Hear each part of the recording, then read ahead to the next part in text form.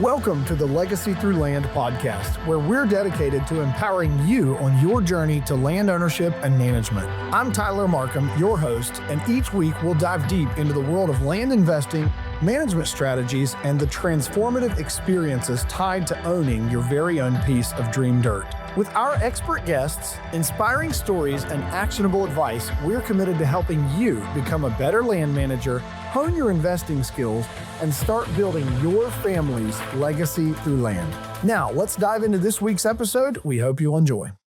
This one is going to be hard to intro. Welcome back to the Legacy Through Land podcast.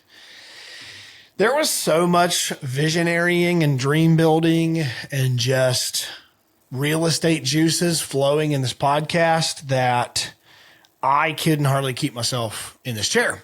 This is not a hunting podcast today. This is peeling back the layers, as I always say, of an amazing developer, someone you guys have already seen on Instagram, and you've already scrolled through his properties. You've already seen this if you don't know his name and you haven't put it together. I was very honored to be able to talk with David Graber, and David has produced some incredible short-term rentals. And he goes through the entire process of the land, the journey of his faith, the journey of building the businesses that he's had to build to service what he's done, the construction processes. It takes 2 sessions for us to get this out. And I'm telling you, this is a long one, but you are going to be glued to this. If you've ever had a dream or a vision for anything in your life, and you maybe were too scared to just go after it, you're going to listen to a guy who just did. So I'm going to shut up. There's no updates in my company right now that would be cool enough to take more time from you guys. We're jumping right in. Welcome, David Graber. All right. I started studying Mr. David and immediately was nervous that I think I found one of my new best friends. Insert stepbrothers. Did we just become best friends? And I'm so thankful that he has taken the time to get on here. It's not, if you're a watcher and not a listener, it's not the battle of backgrounds here. Okay. That wasn't on purpose. He clearly takes the cake. Oh yeah. For a minute, David, I had the whole antlers on the head vibe. So top of that. But, dude, thank you for being on here with me. Hey, thanks for having me, man.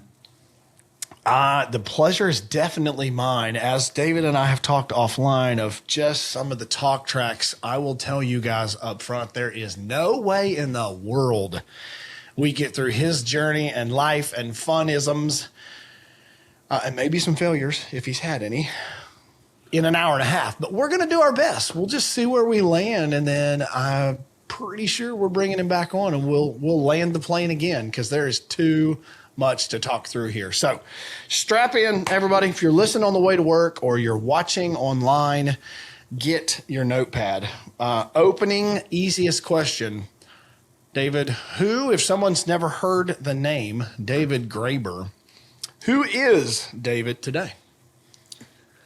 Well, I'm 36 years old. I have 2 kids, and I've really found a niche in real estate that I just has really kind of become my identity. A lot of people know me as, and the short-term rental market industry, and builder, and then host for short-term rentals. And I've recently, in the past couple years, really leaned into that niche, and I've wanted to create passive income, wanted to create money while I sleep, and having been in real estate pretty much all of my adult life, from 22 on, this seemed like a fit for me, and it just really allowed me to be creative and show my creative side, and just found a niche that I feel like I'm good at, and has served me well, has been fun for me, just a really fun ride.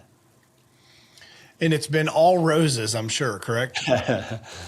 All roses with a lot of challenges on the side. Yeah, with the thorns on the stems that get you there. Yes.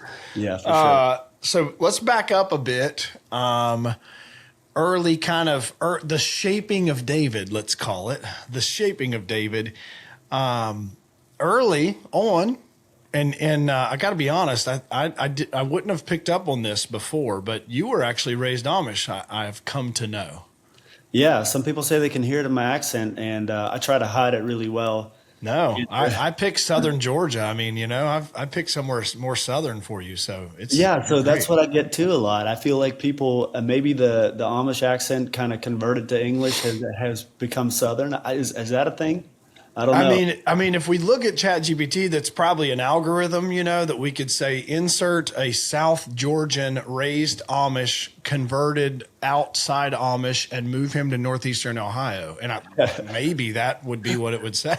Yeah, I was raised very country in the middle of the sticks in Baltic, Ohio, and so yeah, I got that Southern twang a little bit, I think, and I don't try, so it's just me.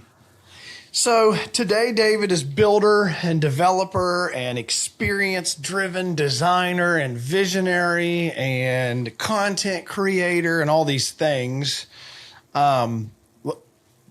Backing up to all of your life has shaped kind of who you are today.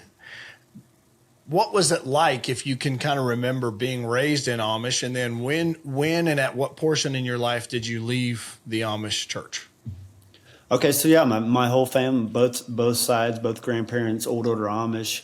My parents raised us old order Amish for many years in Baltic, Ohio. Just a really simple life, big garden, chickens, horses, ponies.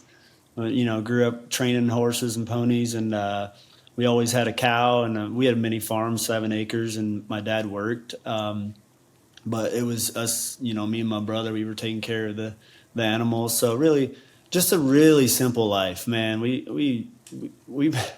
How many siblings do you have? You just have a brother?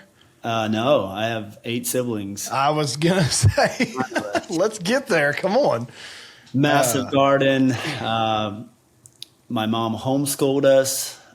So that was just a simple life, man. Really simple. We would go to the woods and dig a little pond and play in the mud. It was that's the part of my life that I really do appreciate about that upbringing, is just the, very simple life. I still to this day don't know how to play online gaming or PS5 or whatever. I don't even know what they're called.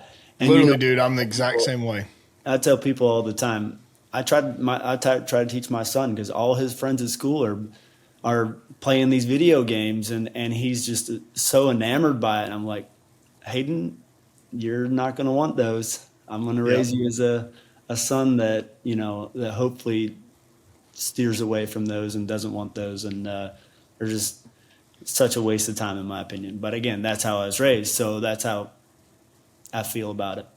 It's sad. I know you said earlier you've got 2 kids, right? Yes. And I'm sure you feel the same. Like my wife and I talk about this all the time. It really makes me sad that our kids can't, because I'm 37. I had to think about that for a second. We were raised the same, essentially. Pretty simple lives. I never played video games, never any of that. Wanted to be outside. If there was a creek, like that's where I was, or, whatever, making forts, whatever, stealing wood and nails and anything. And our kids don't even know what that is. They won't even know. Like it's so sad. And riding my bike to the pool, the city pool, that probably 9 or 10 years old, gone all day. That wasn't a problem at all. You knew you had to be home by the time the streetlights got on. That was our deal. And our kids they don't know that, and the society that they're growing up in is just not one that would ever happen again. And it's sad. It just is. I've wondered, actually, just recently I thought about this. At a young age, I was always super, super intrigued by dump trucks and excavators and all this stuff. And, from a sandbox to a dirt pile to the creek to all these things, always moving dirt and making this, and kind of on a very, very small scale creating as a child. And your brain just like, you feel that need to create, I guess. And it's funny how later in life I'm actually doing that now on a much bigger scale. And I've wondered, is that born from your childhood when you're doing those things? Is that passion? I mean, let's just take digging tunnels. Well, know, you never dug a tunnel. Don't act like you dug a tunnel. You're not allowed to get to that yet. Spoiler alert. Yeah, but yeah, I call it adult Legos. Construction and real estate. I call it adult Legos. We're for just sure. doing Legos here and on a different scale, and there's a checkbook involved. So A lot more expensive at this yeah, level. I honestly, my next question that you're leading into is kind of what do you feel like what values do you feel like probably were instilled in you by being raised simple and being raised that less is more and those kinds of things. Well, first of all, really hard work and hard work was preached nonstop in my family. I mean, my dad ended up starting a home business making tarps, which is not a very highly successful business, but he provided for the family with that, and we were all able to work in there throughout my childhood. And did school and went straight from at noon. We ate lunch and went straight to the shop and worked till 5 o'clock. So that was at 10, 12. 13, 14 years old, a very young age, already carrying a workload close to an adult. And that's had to have helped shape you because that doesn't happen today. I have a 12-year-old daughter, and honestly, I'm struggling. I have 12 and 10-year-olds, and I'm struggling with. I have 3 daughters, but 12 and 10-year-old daughters and a 3-year-old, and it's tough to try and figure out how to put them into work with me and figure out what can I have them do at the level that they're learning in school and at where they're at, and Yep. I'm doing it this summer. I'm hiring them. And as soon as they get out of school, I'm hiring them. And, but I think that has had to have helped instill in you work ethic. Right. To me, the drive, what is something I admire so much about the Amish community is the unmistakable drive for greatness and the unmistakable image of perfection. And I know that's probably a hard word to hear or feel, but you don't hardly ever see an Amish home or an Amish homestead that doesn't look neat and orderly. And it's an example, It's an outward example of their life. And I admire it. Immensely admire that. Part of the culture, and you just kind of get sucked in, and when everybody else is doing it, you got to keep up with the Jones, and it's part of the culture. It really is for the most part. So this was something we talked about a little bit offline, and it sounds like there wasn't this fork in the road where you guys had something happen or whatever that caused you to abruptly leave the church or whatever. What was that like when you guys transitioned out of, and I'm saying the Amish church, please forgive me, especially if you're Amish listening, this is just the unknowingness of, is this correct in saying when you leave, you're leaving the Amish church? Yes. Okay. Yep. Want to make sure that I'm, carrying the correct vernacular here. I find all this incredibly interesting. I've watched these videos of this guy named Peter Santora. I don't know if you've ever seen this, where he interviews like all kinds of people in America, different cultures and gang members in LA and all this stuff. But he does an hour-long one with a family in Mount Hope, Ohio, about the Amish community. And it's incredible to me. It's just incredibly interesting. And just all the questions he asks that are part of just this, what is it to someone from the outside? What is the culture? What does it look like? But getting back to what do you remember, and how did it, feel? What caused you to leave the church, if you can remember? Well, so Amish are, I'd say the downside to Amish is, as I see it, and some people would not maybe agree to this, but very religious. And I think that the Bible talks a lot about religion, and Jesus talks a lot about religion in the Bible, and sometimes, and most times, not the most positive way. They were the ones that crucified him. Exactly. So, however, when humans get involved in trying to create their own religion, it can get messy at times. A lot of man-made rules set, which is essentially Amish, a lot of man-made rules, like we do this, but we don't do this. And a lot of it can't be explained when you ask, like, why do we do this? Well, it's just how we've always done it. Or it's just like, Right. And so I think that my parents kind of started bucking that a little bit through my teenage years. And they're like, oh, we just don't feel like this is right. Like, this is just not like the way, reading their Bibles a lot. And you're really not encouraged to read your Bible in the Amish circle. You just are not. It's just come to church and do what the preachers say. It's not, I think that if somebody, is reading their Bible a lot, talking about it, that they're frowned upon. They're just like, yeah, why are you doing that? Like, trying to be better than us, that type of thing. Yeah. Again, this is from my perspective, Sure. my opinion. I'm sure not everybody out there listening is going to agree with this, but this was my experience in the Amish. And so me being a very independent, like to have my own path, Amish just seemingly was not a good fit for me at all. And so kind of recognized that. And I just remember thinking, and when I became a teenager, that I'm not going to stay Amish for the rest of my life. It's not.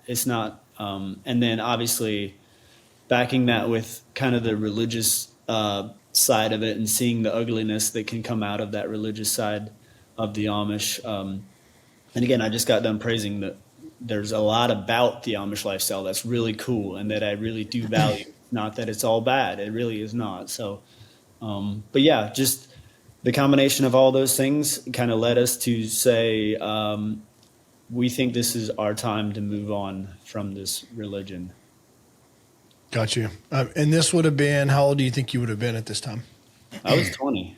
Oh, wow. Okay. Yeah. So you kind of went, full circuit, Amish school education is to 8th grade. Is that correct? Yes. So you went obviously well past that, worked, I'm going to guess, well past 8th grade. Did you work in your dad's tarp business clear up to 20 almost? No, I worked there till I was about 16, and then I worked on a construction crew, an Amish construction crew, for a couple of years. We were building pole barns, and so I really got life on the road experience, some framing experience, climbing, setting trusses, making $15 an hour, and living the construction life which is brutal at that time for sure. So this would have been, if you time frame this, would have been 2010 maybe, you think? No, it was before that. Okay. That, 26. Yeah, So I'm 37. It would have had to have been like almost 20 years ago. Yeah. Okay. So that would be 17? Yeah. 17? Yeah. Yeah. 18? Okay. Okay. Yeah. This is so, I was just telling him before we started, I'm having an Amish builder build the pole barn for me here in February. So, I think it's tough to argue that they can do it more efficiently and price competitively than anyone else. I mean, you can build one yourself, but I priced it out 2 or 3 times and it wasn't close to having them do it. So what do you feel like was if there was anything, because this whole, to me, the process of that has to be full of emotions and different, do you remember, like, let's say the day, do you remember a day when it's like, hey, this is it? I don't know what those first steps are for you, but it's like, okay, I've made, or we as a family have made. Was it kind of a we, or individually, and then everybody kind of followed suit? Yeah. So, I actually was married at the time. So Okay. I got married at 19 years old, and then I left soon after that. We had determined that we were not going to be Amish before we got married. And so there was some things that happened that actually made it go faster than what we were planning on. So yeah, that just was it, and I'd say the transition in that is really, really challenging because you ultimately have to change your friends. It's not that you aren't still like can still be friends with the circle of people that you were running with, but it's just not the same. And it just, I mean, you go from friends to acquaintances now. I get it. And, so changing your whole friend group, it can be really challenging. And then another thing that I see a lot of people struggling in leaving the Amish is for your whole entire life, you're told what you can and can't do. And you have not built any personal convictions for yourself. Yeah, I know what you mean. And Yeah, I mean, so, it's. I always talk about it's like like I'm a Christian, and there's I think a long time where you borrow someone's faith, you just yes, kind of borrow it, but then at a certain point, you have to make a decision to own it yourself or not, right. and like that's your own journey. And so, you feel like that was similar. Yeah, very similar. You know, you're borrowing someone else's what you can and can't do, and you just try not to. First of all, you try to stay in line, and then try not to get caught if you do something that does, you know. And so it's a very secretive lifestyle. A lot of people like are hiding maybe like their phones or stuff that they have at home, and they're hiding it from the church because it would not go over well. You know, just things like that. And so you're kind of taught to either keep it a secret if you have stuff that you shouldn't have, or, just don't let anybody find out. And none of it's really conviction based. So I I think, understand it's very legalistic, is what I heard a pastor say years ago. Very legalistic, yeah, and I was like that. Not, and he wasn't even referencing Amish, but even religion. In this very legalistic. This is the box we stay in. This is the gutters. You stay right here, and as long as you do all that, you're good. And it's like that sounds like religion. That doesn't sound like relationship. right. It's that. And so the transition out of that is when you all at once don't feel that you don't have that religion boxing you in. Now you have to create as an adult, you're creating conviction for yourself. What is truth? Like, what do I believe, or what can I or can I not do? And so that can be ugly. And I went through a phase of that in my 20s, really identity crisis, didn't know where I belonged, who I was, isolated myself really heavily, just didn't know. I just was trying to figure out life. I just remember being miserable and completely like unhappy. The best way I could describe my life was I was unhappy. I thought, this would make me happy. I thought getting into real estate and making money and being rich would make me happy, or having this truck that I always wanted to drive. And then, you get those material things and you realize it didn't make me happy. It made me more miserable. So there's just this constant ladder of chasing. And so, yeah, I really went through that in my 20s. My 20s were brutal. Yeah, I can resonate with a lot of that. I look back at some of my pictures of raising my daughters, and I call them the big girls, and then we have a 3-year-old. So we kind of had a little lapse there. We had a 6 and 8-year-old kids, and then had a baby. And I look back at, how Facebook will show you memories and things, and it's like some of them are really hard. Like, because I look at those pictures and I'm like, I don't even know that guy. Like, I don't know. I know what that guy was like. I know the demons that guy was working on, and the struggles, but that guy. I like this guy better, and I'm talking about today guy, and that guy in 20s was rough, tough. I very much can resonate with you, because I've always, like we talked about, owned my own business, grinding, doing the, like you said, chasing success, all this stuff.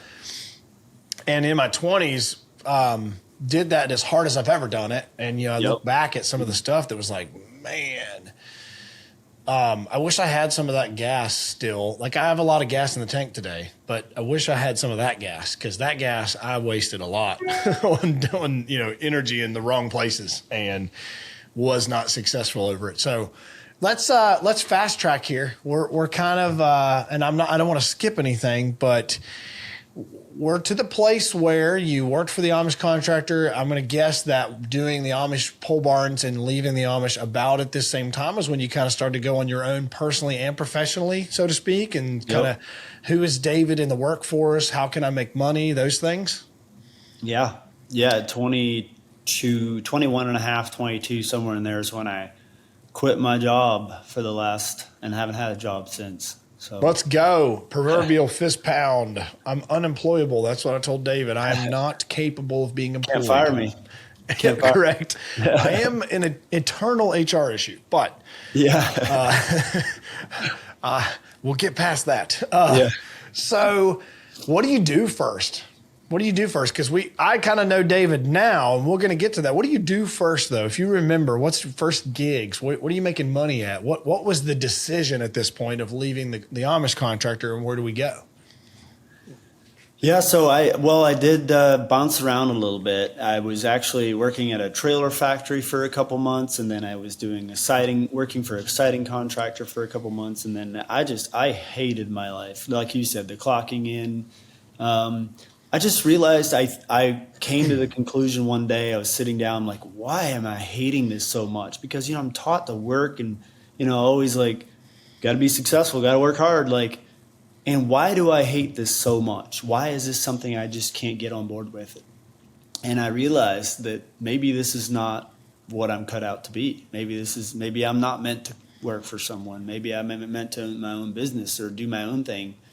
And so kind of the quick story is, my brother came to me one day and said, hey, I found these like tickets to go to this like real estate training seminar. It's a 3-day real estate training seminar. And it's like very similar to the best way I can explain it is like a Rich Dad, Poor Dad type of event where they have like a mastermind.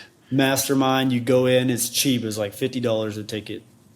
And they hype you up. They give you just enough to get you completely hype.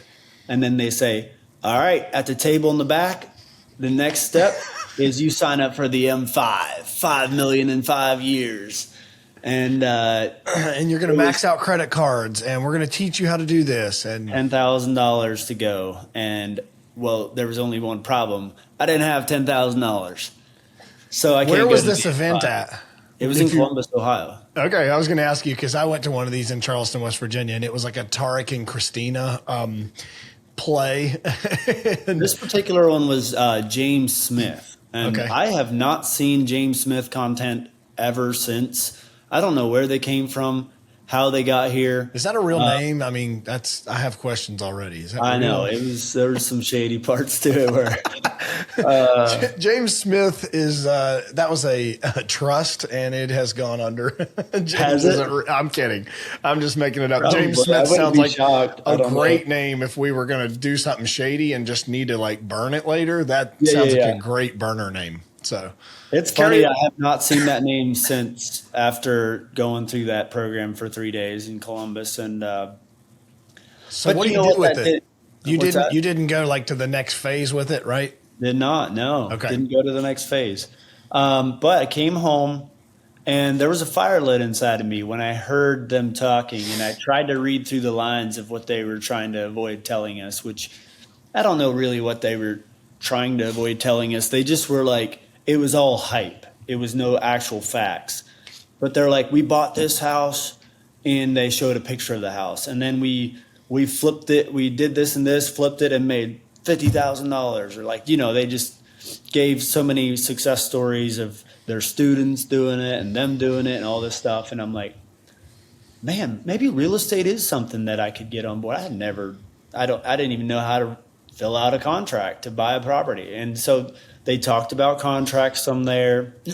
And so I just was like, this is something I could get on board with. But through the process, my dad went as well, my dad and brother and I.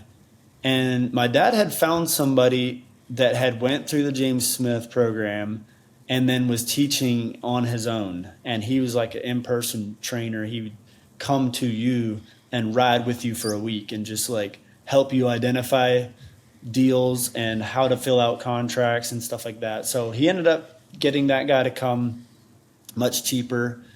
Came and rode with us for a week. And at the end of the week, after spent a week with this guy, and he just really instilled in belief in like, hey, this is something. He trained the wholesaling method where you don't need money to make money. You can go identify, buy a deal, and with the proper language in your contract, you don't need to take title. You can close.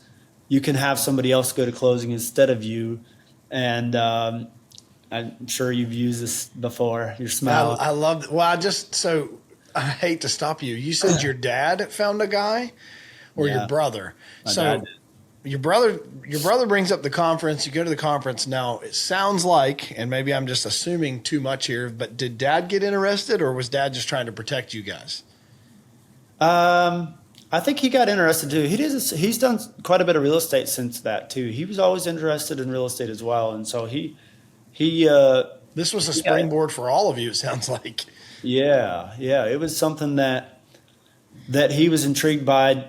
I think he would have went to the M5, but I was like, there's no way I'm not spending that much money. And so he found this kind of like alternative guy to come in, which ultimately he's the reason. His name's Bryce Rowley. I still remember him. But he's the reason I got into real estate and had the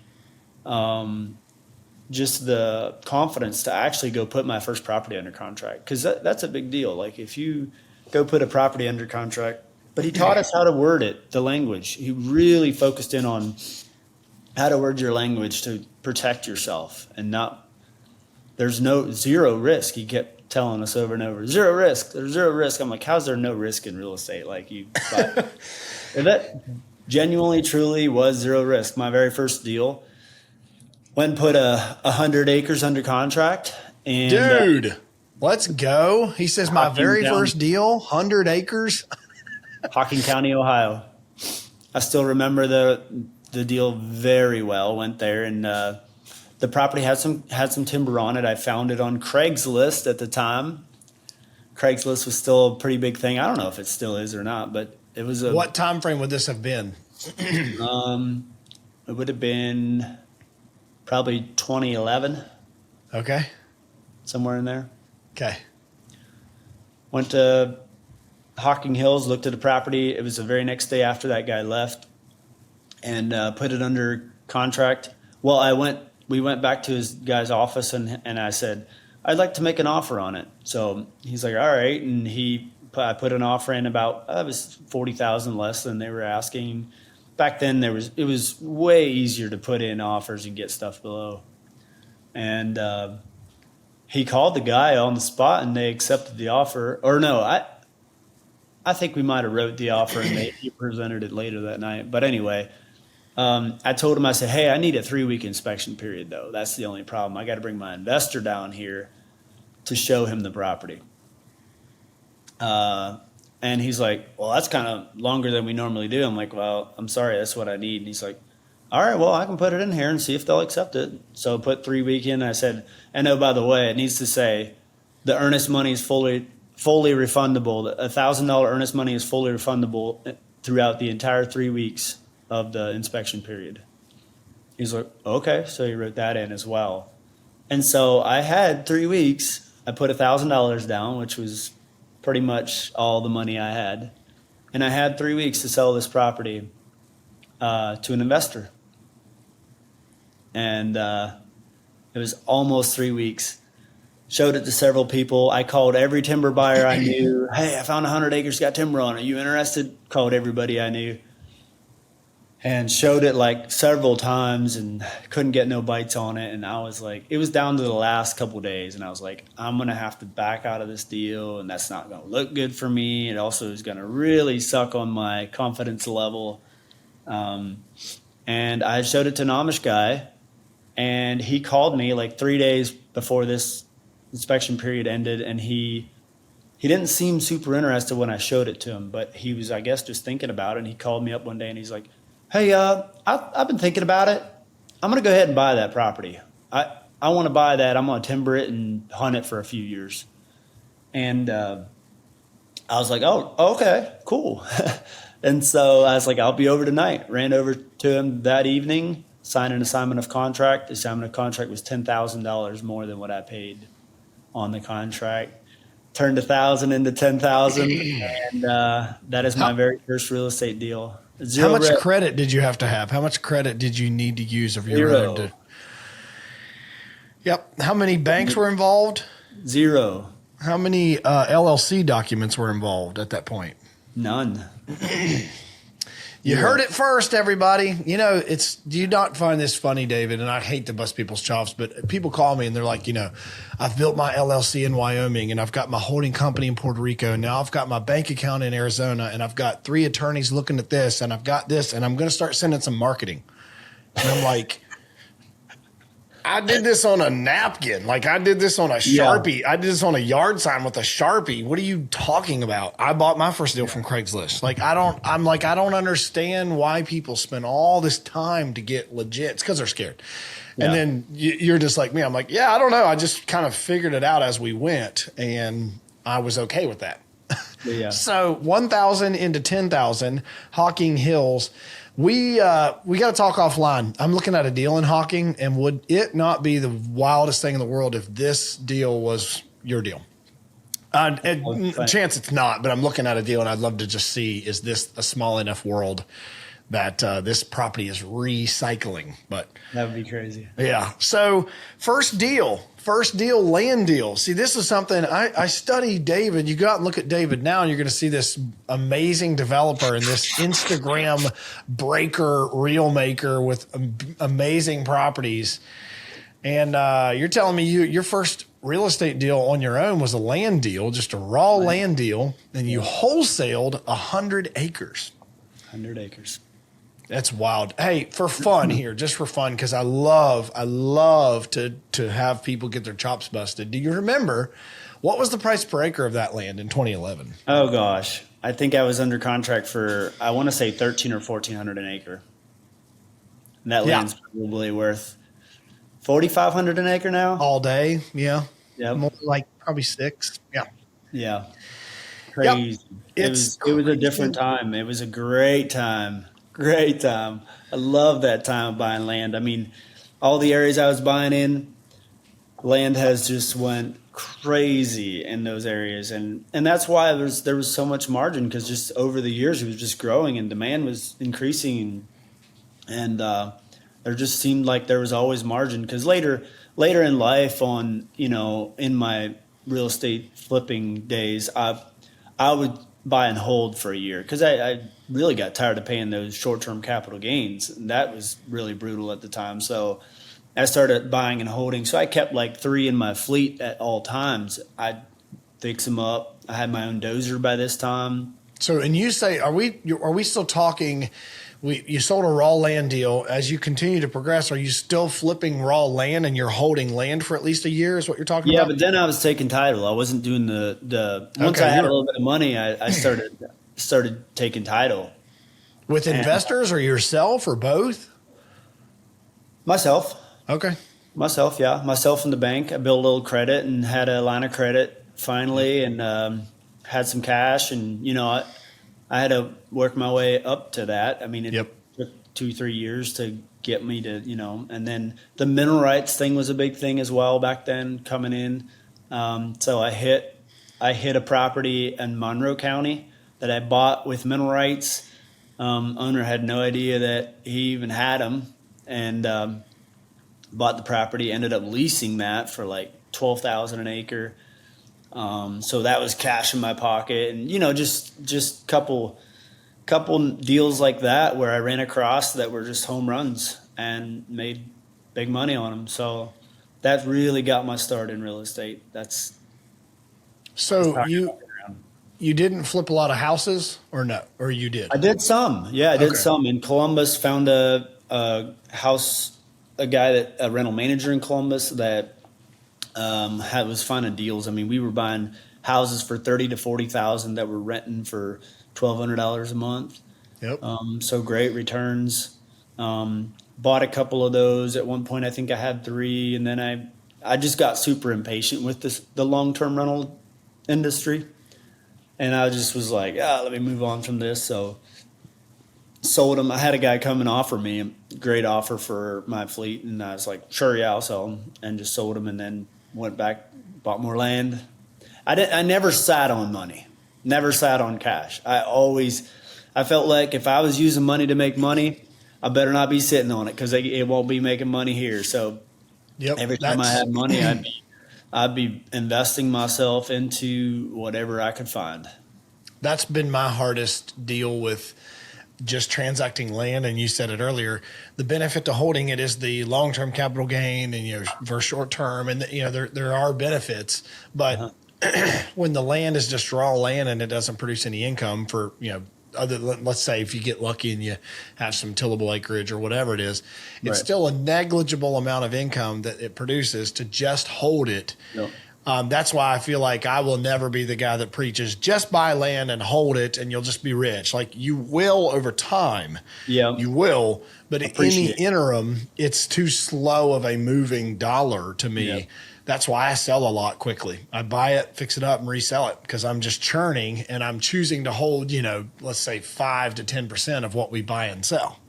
We're churning what we have to because I'm paying an interest to investors. I'm paying partners, and I've got to churn it. But I always think, man, it'd be better to just 1031 into, let's just say, multifamily asset or just something, a business venture together that's going to exit in 2 or 3 years, but that business has income while it's in its active mode.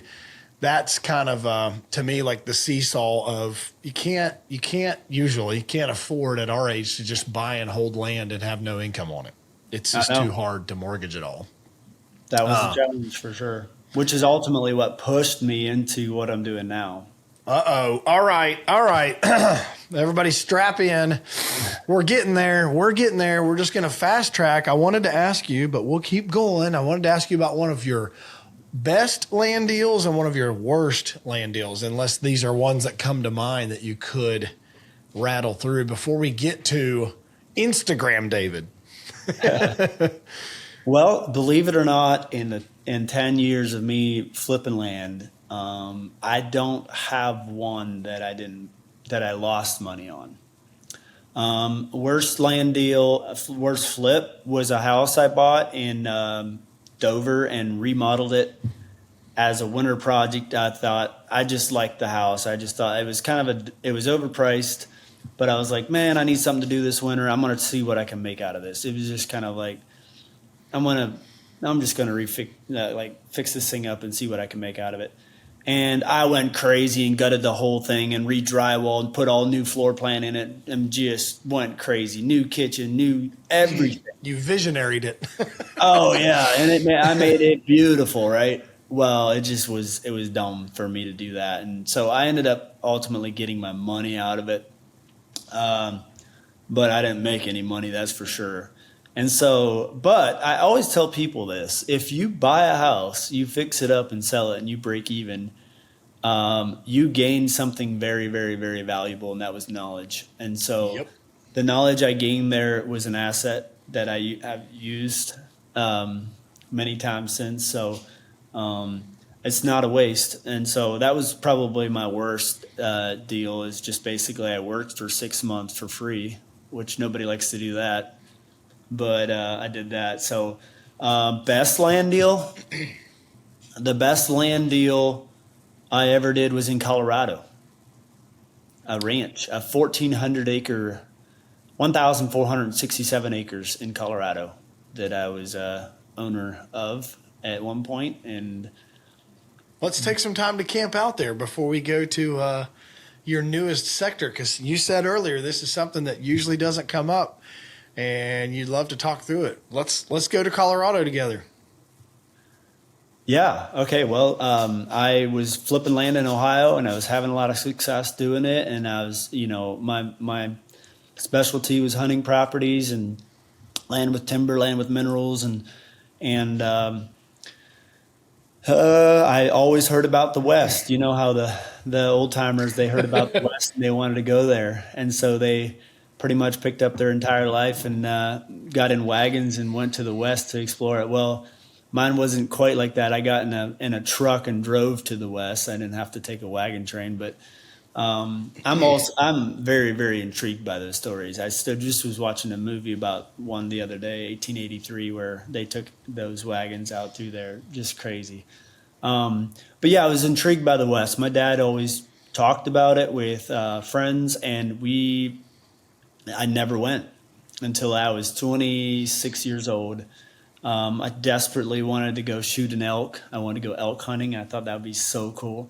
Yeah. So with an old childhood friend of ours, Rob Arney, called him up one day and said, "Hey, let's just get over the counter elk tags. I don't know anything about elk hunting. Would you come with me? I'll drive. I'll take my truck, drive. Would you just come with me? We'll go, me and you, and just."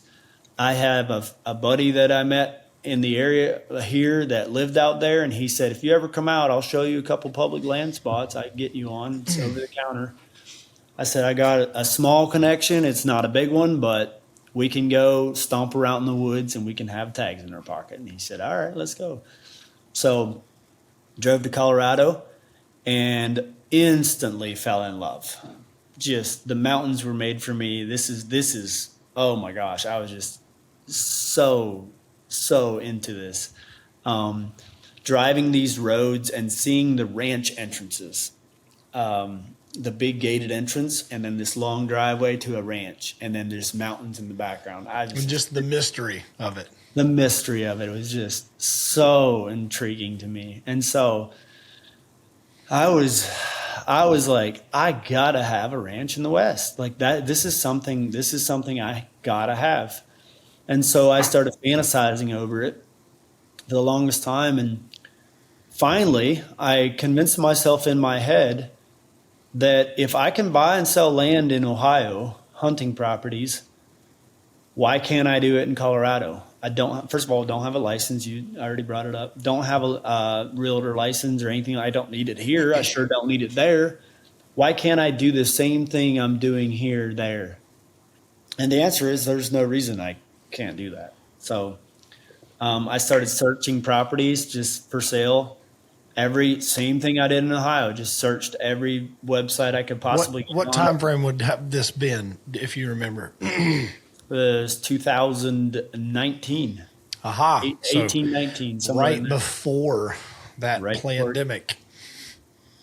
Right before that, yep. Okay. Well, Which ultimately I thought I messed up because it was, I Nah. was like, oh crap. But it ultimately ended up being the best investment I've ever made. But so one thing I had to consider was the fact that, okay, a ranch of 1,400 acres, probably going to be several $1 million.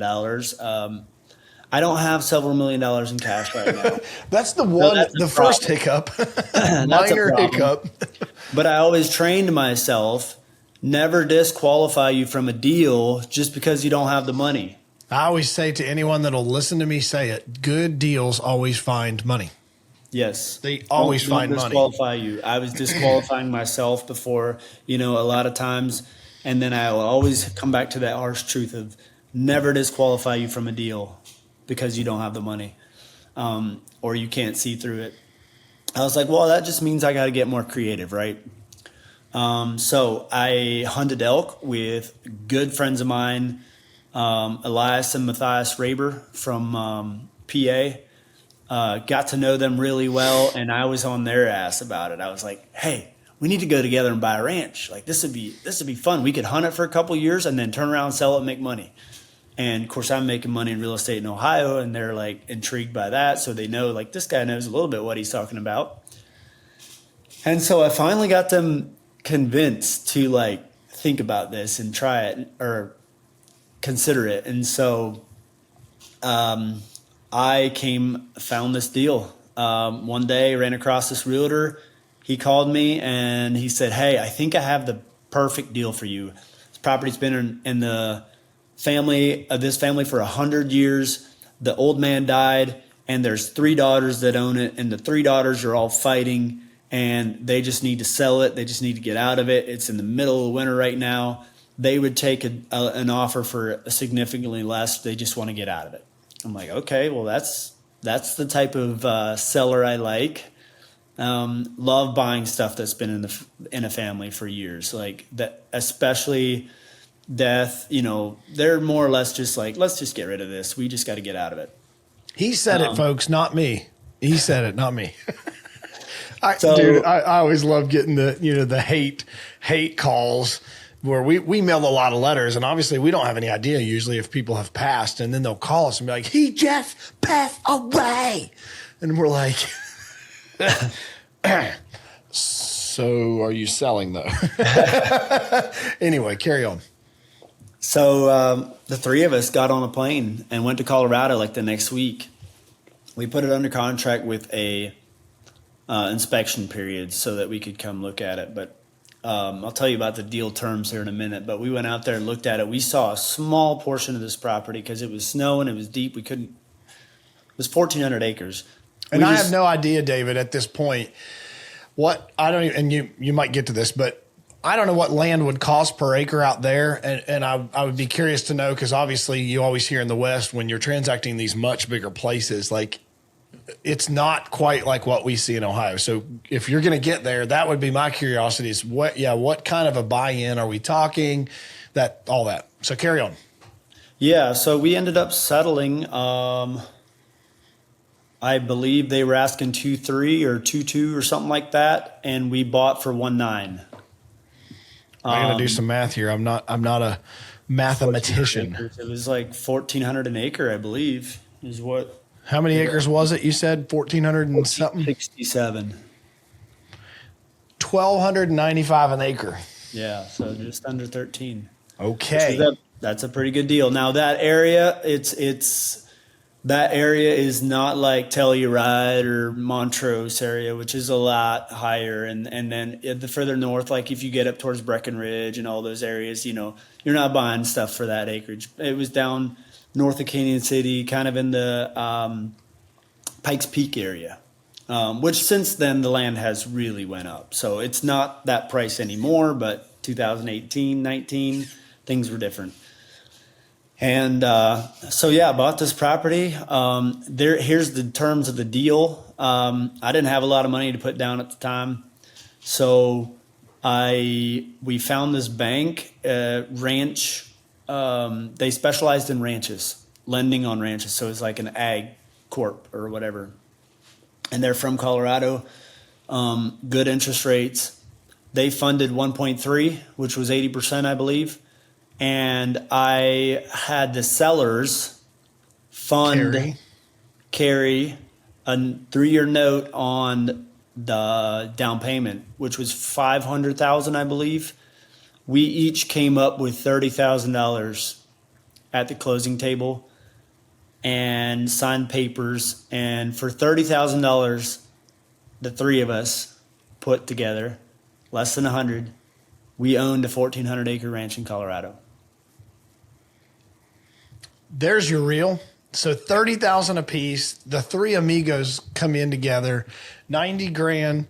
You get the seller to carry the additional portion down, and then the bank finances 80%.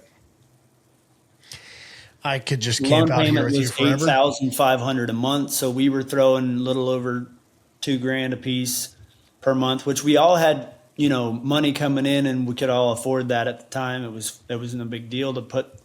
And what we had bought it thinking that it was short term, like 2-3 years, and we'll sell it, which is ultimately what happened. We ended up selling it. Hold up. You got to get to the, you did close. David, was there a moment for you in this process, even probably some, I would guess you probably had some really low moments where you might have been like, this is crazy. I don't know what we're doing. Like, this is, not stupid, but you ever had the moment where it's like, I don't actually know if I'm considering fully what I'm doing here. And then you have the high where I'm guessing when you close, you guys are like, we own this land. Yeah. Do you remember the lows and the highs in that transaction? I definitely had some fear going into it. I was like, dang, this is the biggest, bite I've taken. So like this could really. And ultimately, I had two of my good friends in on the deal. So whenever that happens, I worry about them more than me. I don't want to lose money for my friends. That would suck. And the crazy part about that deal is it went final, and several months later, my wife hit me with a divorce. And so that was like a crazy time in my life where I was like, oh my gosh, I'm going to lose everything. This is going to go south, way south. Not to mention, went through 10 months of legal things, whatever. It was final February of 2020, and March COVID hit. So backing up, you're and I didn't mean to cut you off. I was going to ask you earlier, when you said you were married early. I was married early as well. I was married at 20. Yeah. You were married early. Through all of this journey, this trajectory, starting to flip land, all these things, leaving the Amish construction, kind of going out on your own. Same wife in this time frame? Okay. So you're saying in after closing on the Colorado deal is when you're hit with this? Yes. Okay. Yeah. So when we were splitting things, I always think this is funny. We're splitting things, trying to agree on what she gets, what I get, and all this, it had to be 50-50. She hired a really good attorney that was blood-sucking.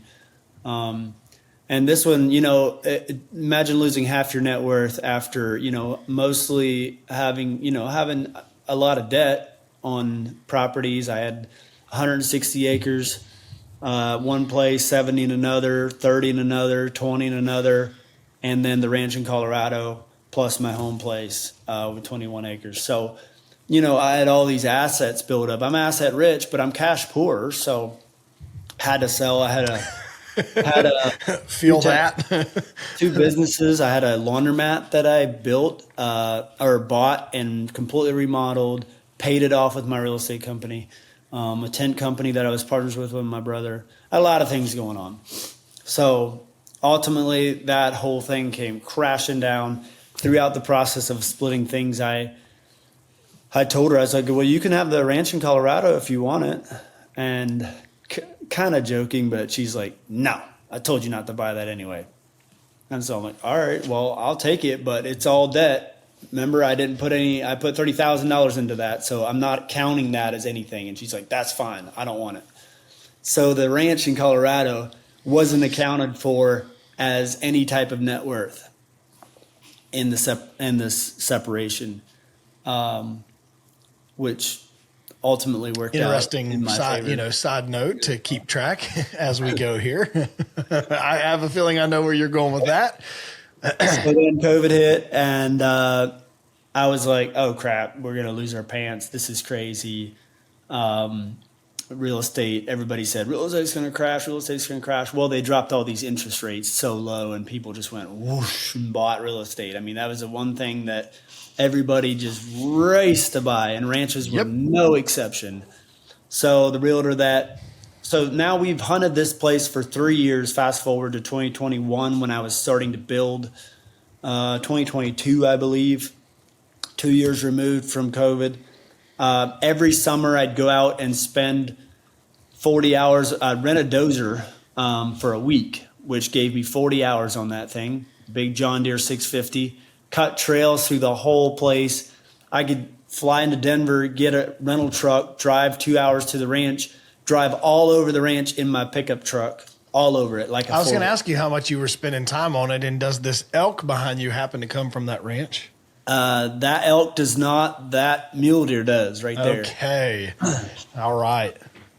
Keep going, though. I'm loving this. A lot of really good mule deer hunting. We had a bunch of elk there as well, but the elk didn't really stay there during season. They were there in the summertime, but then they kind of moved off in the fall whenever we had a lot of bulls there, and so they went and found cows. We didn't have a lot of cows on the property for some reason.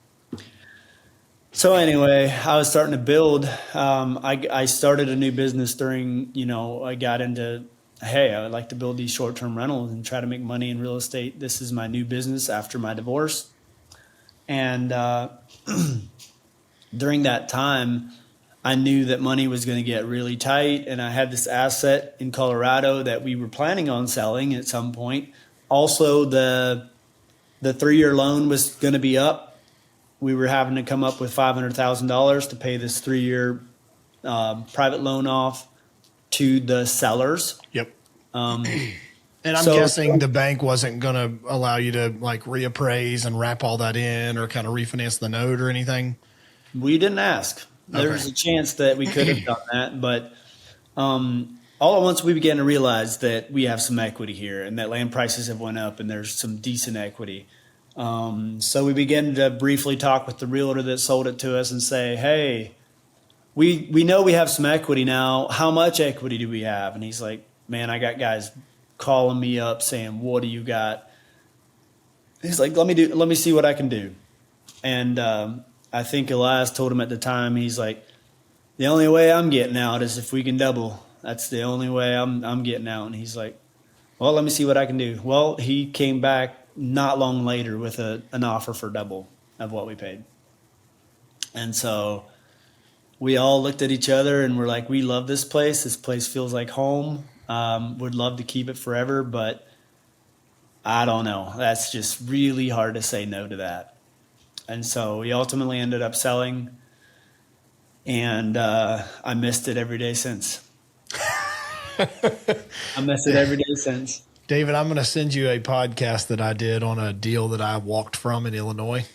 And it was this exact same kind of structure. I got the seller to carry. It was this exact, and I just felt like the timing was off in my life, my journey. Just I didn't feel like God would bless it. Felt like I was manufacturing that this was going to happen. And dude, 2 days before closing, I canceled. I had a partner back out that was kind of in the same scenario as you guys were, and we're best friends. Like we're really good friends. So it's wasn't a hardship of ours, but I say all this to say I think about that deal every week. I do. I think about it every week and the mistakes I've made, and just it has haunted me. I'm gonna buy it in 26. I've got to. It's eating me alive, and I'm just gonna make it happen. So once we get off here, you and I are partners on an Illinois deal. You just don't know it yet. So. Investors, possibly you. So, anyways. I bet that place is now worth at least $1 million more than what we sold it for. So that's what I was going to say. That's kind of hard to stomach too. It's like, man, we could have waited another year, 2 years, 3 years, and probably just. You hit it though at the biggest wave. I mean, you hit it at the biggest wave in the last 15 years. So I would have done the same thing. It's incredibly hard not to look at that. So let's do some math here for people that. I'm not super analytical. I use my gut on a lot of stuff, and that kind of probably is a problem sometimes. But if you even took your friends at $30,000 a piece in, and you took the debt service you guys paid, let's say you said about $2,000 a month, and you held it for how many years? It was 3 hunting seasons, but it was like under 3 full years. So we bought it right before. Yeah, I'm not sure exactly on the dates, but let's just say $2,000 a month times 48 months, 24 months, 2 years. Let's just say 30 months. So we have 60,000, 30 months that each person paid 2,000. So you have 60,000 plus the 30,000 input. And we're not measuring flights and usage and all that other stuff, but you're talking person to person. You have 90,000 in it, and you guys split $2 million. Obviously I don't know the split, but I'm saying you split $2 million 3 ways of money. Well, ultimately I ended up bringing during my divorce, we brought in another partner. Okay. To help with the monthly payment at the time. So he bought in for what we had paid. And so now we did end up splitting it 4 ways. 4 ways. Yep. To have that clear. But it was several hundred apiece. Yeah. That's pretty good. Pretty good investment. Pretty good deal. Yeah. So, I'll do another one. I was going to say, to just go ahead and finish this social reel, could you go ahead and clear it up for the naysayers? I've seen some recent comments on some of my reels that says land is absolutely not the thing to buy that will make you money long-term if you hold it. Would you kind of discredit that? I would have to, yeah. And the thing about it is it's all appreciation during when you have it. So you have to buy a good deal. You can't just buy any deal. So you buy something at the top. So really I always said you buy, and I'm sure you can relate to this. I always made my money when I bought. Yep. I literally was about to say you make your money the day you buy. make your money the day you buy. It doesn't feel like it, but it is true. It is Man, very true. So many times when I buy a deal, I rather celebrate then in my brain because I'm like, we got it. Deed is signed. We are boom. And yeah, because you've locked in immediately.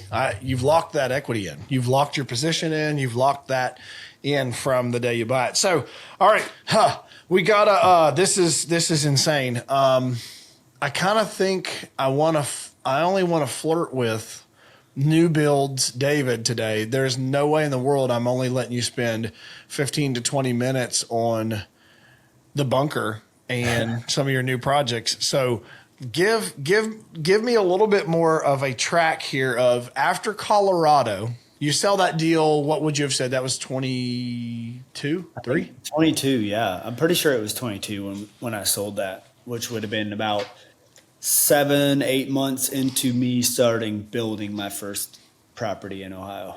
Let's go there. Building your first property in Ohio.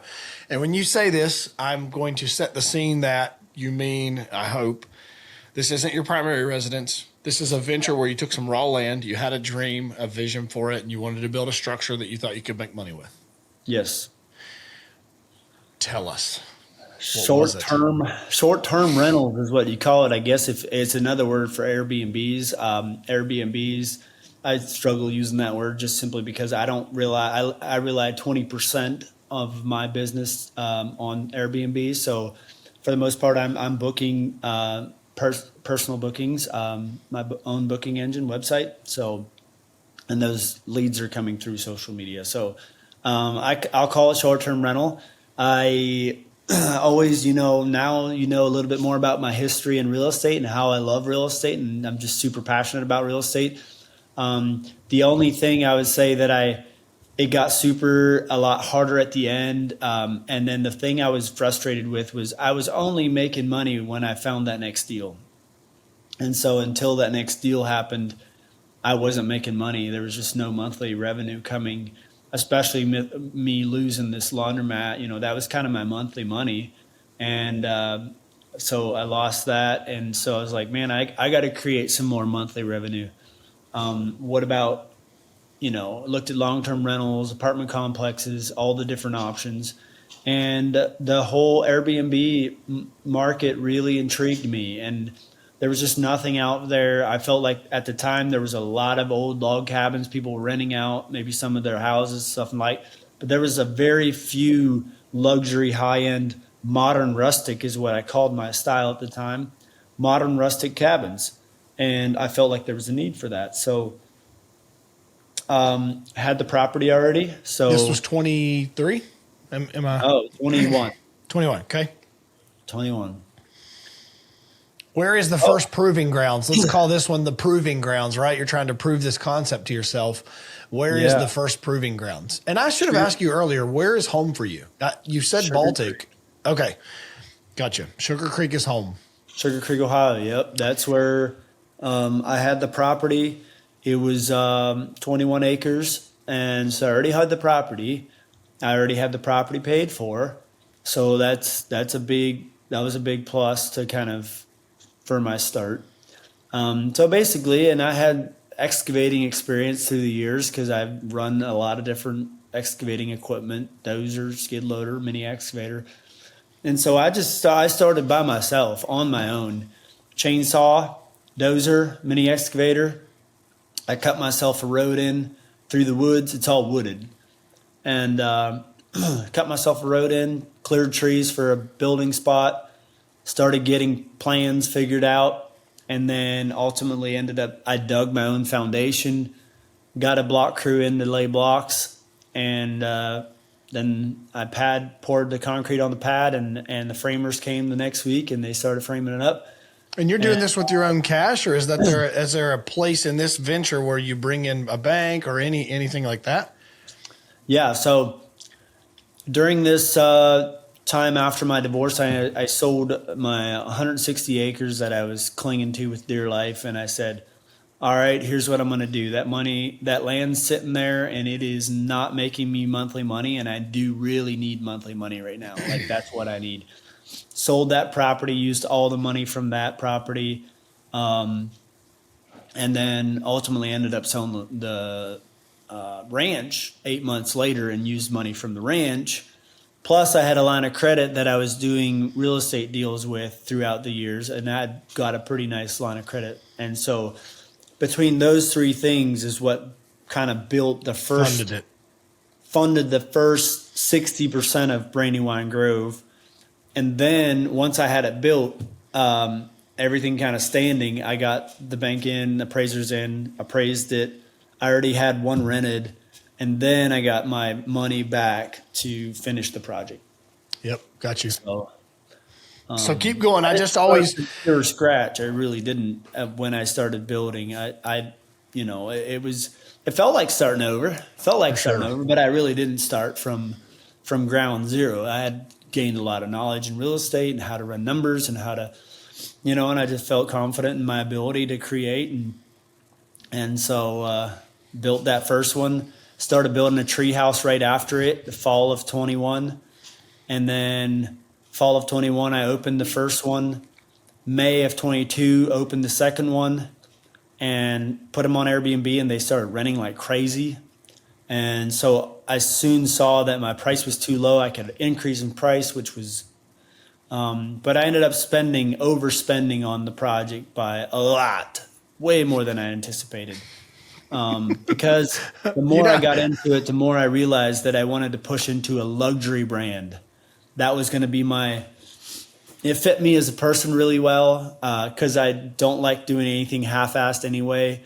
I want to do it all out. So concrete driveways, like light poles down the driveway, like lighted up trees, like just all these like things that push you into that luxury brand resort style property, and it fit me really well. It's what I wanted to do anyway. The problem was I just didn't know if I could charge what I needed to charge in order to make this thing profitable. I was like, maybe there's a ceiling at what are people willing to pay per night? Maybe that ceiling is $300. Maybe that ceiling's $400. Maybe that ceiling's $650. Yeah. I didn't know that ceiling.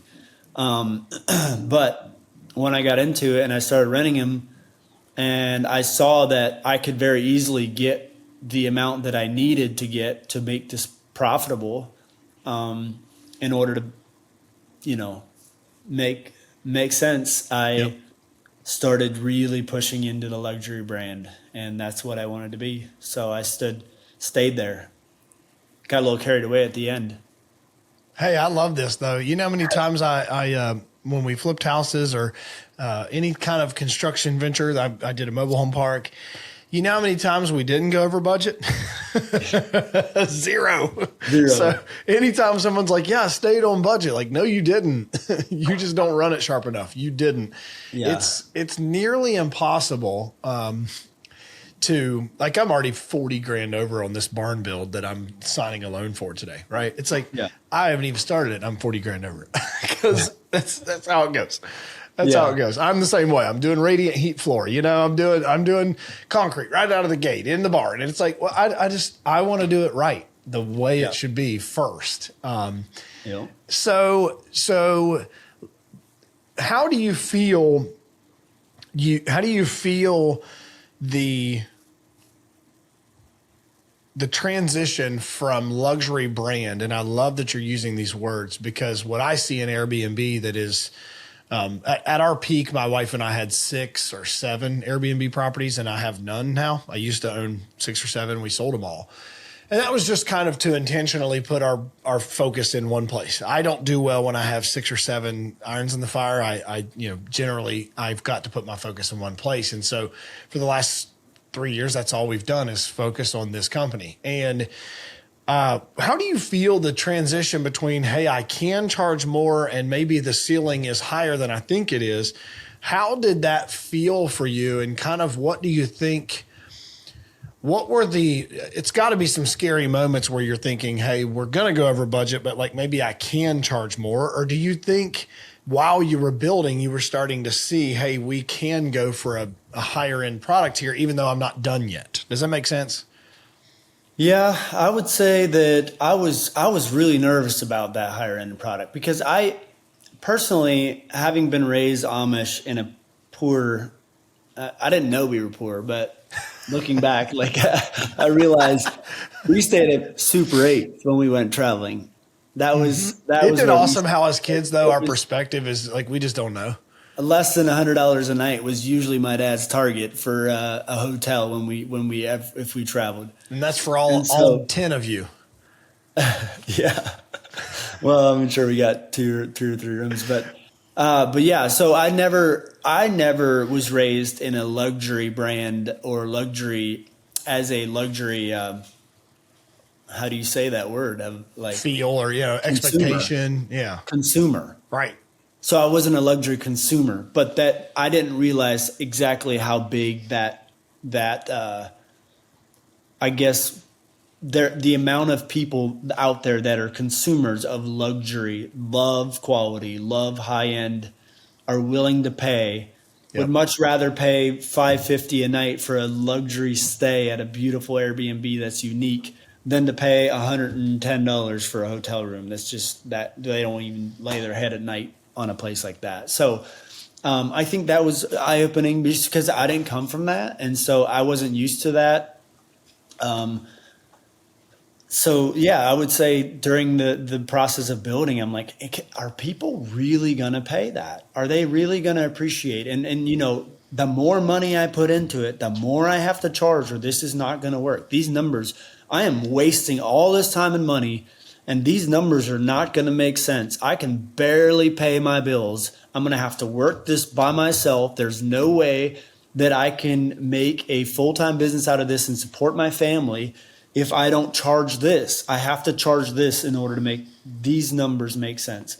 And just trial and error. I listed it, and I knew that in order to charge that, you also have to carry a certain standard that other people not carrying, and you have to make those first impressions when they walk in the door, and they got to go, wow. And when you can do that, when you can achieve that in a reel on Instagram, or when they walk through the door, when they drive in the driveway, when they come through the gate of the property, when you can create those wow moments, now you've just created an experience instead of just a stay, and people pay for experiences. So I learned that pretty early in the process and was super excited about that. So I was like, okay, so that just means me as a creator, I have to create an experience that is unforgettable. So I'll do that. I'm going to go ahead and take that responsibility upon myself. I'm going to create an unforgettable experience when they come here. And that's what I tried to do, and it seemed to work out. All right. Back and better than ever. It's like we never went anywhere, but we kind of did. We had lunch and some things and business. We're doing it. We're doing this same day. David said, let's do it. We're going to get into, I would say land the plane, but we are not. This plane is at cruising altitude. We finished the last version or the last session with the idea of you kind of coming to this epiphany, if you will, of I want to go luxury. I want to push the ceiling of what I think short-term rental market is, and we're going to do this. So talk track, we are at what we all now famously know, if you haven't already seen it, go look it up, as Brandywine, and it's... Say it. Is it Brandywine at the Grove, or what's the Brandywine Grove? Brandywine Grove. Yeah, Brandywine Grove. So tell us. Let's virtually or how would you call this? Euphorically, metaphorically. Let's live vicariously through breaking ground together. Tell us about that adventure. Yeah. So I just started that, like I said, during the last session there, we talked about how during COVID, I just took my chainsaw, my dozer and just started cutting roads, and then dug the foundation, poured the footers of blocks, and started framing it up, and then got that first one done, started the second one, the tree house, and then moved right on into the 45, which is my most famous cabin here at Brandywine up until this latest build, and then the Highland. So those four completed fall, basically winter of 22. Everything got done, wrapped up here, and then I moved to Paradise. So basically at Brandywine, it is a small village, a development of builds, and they're all on the same property. You go through a gate. I have since installed a gate. You pull up to the gate, you put your password in, you go through this gate. It's a concrete driveway. You drive back, the overlook's on the right, and then you turn left, and then the treehouse is right there on your left. This is all in a woods, kind of a ravine. And then you drive all the way down to the end where the 45 and the Highland sit. So there's 4, and they're all easily within walking distance on the same property, all in a community setting. There's also a pond that I put in right below the Highland and the 45. And so, yeah, there was Brandywine Grove. Brandywine Grove is done. We grassed it all in. We got it all done. And then I moved off. Okay, that sounds incredibly simple enough. So I'm making you dive deeper here. Four what we would call structures, or say houses, or 4 destination vacation spots, however you want to say it. Mm-hmm. Did you, as a visionary here, did you have the vision for all 4 day one? Like, this is going to turn into 4, or was it like 1 and then, hey, I have another idea, now it's 2, and it morphed? Or how far were you able to cast your own vision when you started? I wanted multiple. So I knew that when I started, I wanted multiple. That was the big thing I was trying to achieve. Was I wanted to be able to create enough income so that I could afford to have a team to help me manage these. So that was one of the big things. Plus, I just looked at the income bracket that I wanted to be in from this type of business, and was like, 1 or 2 is not going to put me in that bracket where I think it's worth it for me. So I knew I wanted to do multiple. Started building, was like maybe 4, maybe 5, don't know, maybe 6, maybe, but my initial build, as I got into it, I decided that I was going to do 4. 4 was going to be my initial build out. Once I get my 4 up, run it a little bit, see how it does, and then go, see what would come from there. I just didn't have super solid plans. But as far as design of the builds, those just came as I went. So I would stand on the location of the building that I wanted to build. I'd go identify the spot. This is the spot where I want the overlook. I would stand on that spot and look at it from every different angle. How am I going to drive up to this build? How am I going to where's my view at on this build? What would I like to see? What kind of porch would be fitting here? And just try to take all those things into account and just really build to the land. That is one thing that I've specialized in, is just building to the land. I feel like I've gotten really good at that, to maximize the property, the location of your build to fit what you want to build. So this is just so awesome, David. I mean, it's so hard for someone who's not a visionary to follow what you just said, because that's like a lifetime of thoughts, of how in the world could you stand somewhere, start with an idea, and end with an implementation of a functioning, cash flowing asset. Let's call it a functioning business, let's say, or micro business. Yeah. So my construction curiosity is, I have a million questions, but are these all on well and septics, or do you have any utilities to each one of these, or how are they connected, if at all? Just driveways?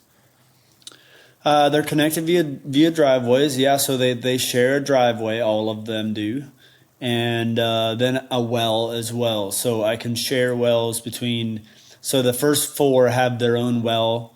There's one well that produces 30 gallons a minute and plenty of water. And so we utilize one well for 4 builds. And they also share a septic, those 4 do. The newest one here at Brandywine that I'm sure we'll talk about here in a minute, that one has its own well and septic. So it is separate from the first 4 build out. That's amazing. You're able to have 4 structures on one septic. And we're getting into the weeds here, but I'm guessing that maybe there's like when I built a mobile home park, I had to go through the health department and there was all these things and they would allow 2 mobile homes to a septic or 4 campers. I mean, that was, this was the kind of the known thing of how many units are you going to be able to put based on the load. So do they calculate this? I'm guessing off bathrooms, or how were you able to get 4 structures? I think it's probably hard to visualize how far these are from each other. It sounds like they're fairly close. So yeah, they're fairly close, but we were able to run the sewer line in a way that it all flowed to one spot. But this is a commercial system, small flow commercial system. There we go. Ohio EPA. So it's not through the health department locally. This is Ohio EPA system. We had to get we had to get engineered and designed exactly for what I was doing and then installed. So it's slightly more expensive than just a residential system. So everybody thinking he's got 1,000-gallon septic tank, think again, I bet. EPA system doesn't even get inspected by the health department, which is really nice. Got you. Well, we'll get out of the weeds and keep flying here. 4 structures. This is Brandywine Grove, and then what comes next? And I cannot. We're downplaying the enormous venture here of those 4. If you don't care, while we're talking through these, at what point in this process did you kind of think, hey, I'm going to be like really intentional with creating content around these things? Like, was that from day one, or did this kind of evolve as you were like building? No, that definitely did not come from day one. I was like, well, it's probably something I should consider doing. But I had a personal Instagram page with 300 followers that was private. That was my friends, basically close friends or people, acquaintances that I really knew. I mean, 300 people is not a lot. And so I was very much not a social media guy at all. I hated posting my photo on social media. I hated being out there, just was very private, very isolated type of person. So this was not like me, and it took very much a lot of me getting used to this to be actually okay with posting stuff or sharing my story, especially the vulnerable side. I think the part of my story where I really went through some reflection years of just like, I remember you brought up the fact that you said you looked in a mirror one time and said, "Who's this guy?" And I had a moment like that myself. I looked into the mirror and said, "Who are you? Like, I don't even know you." And so those type of moments really started to shape me into a different person that I hadn't been before, and allowed myself to just be more open and more honest to people. I started doing it in a men's group. I was going to a men's study at the time every once a week. I forget, it was Wednesday night or something.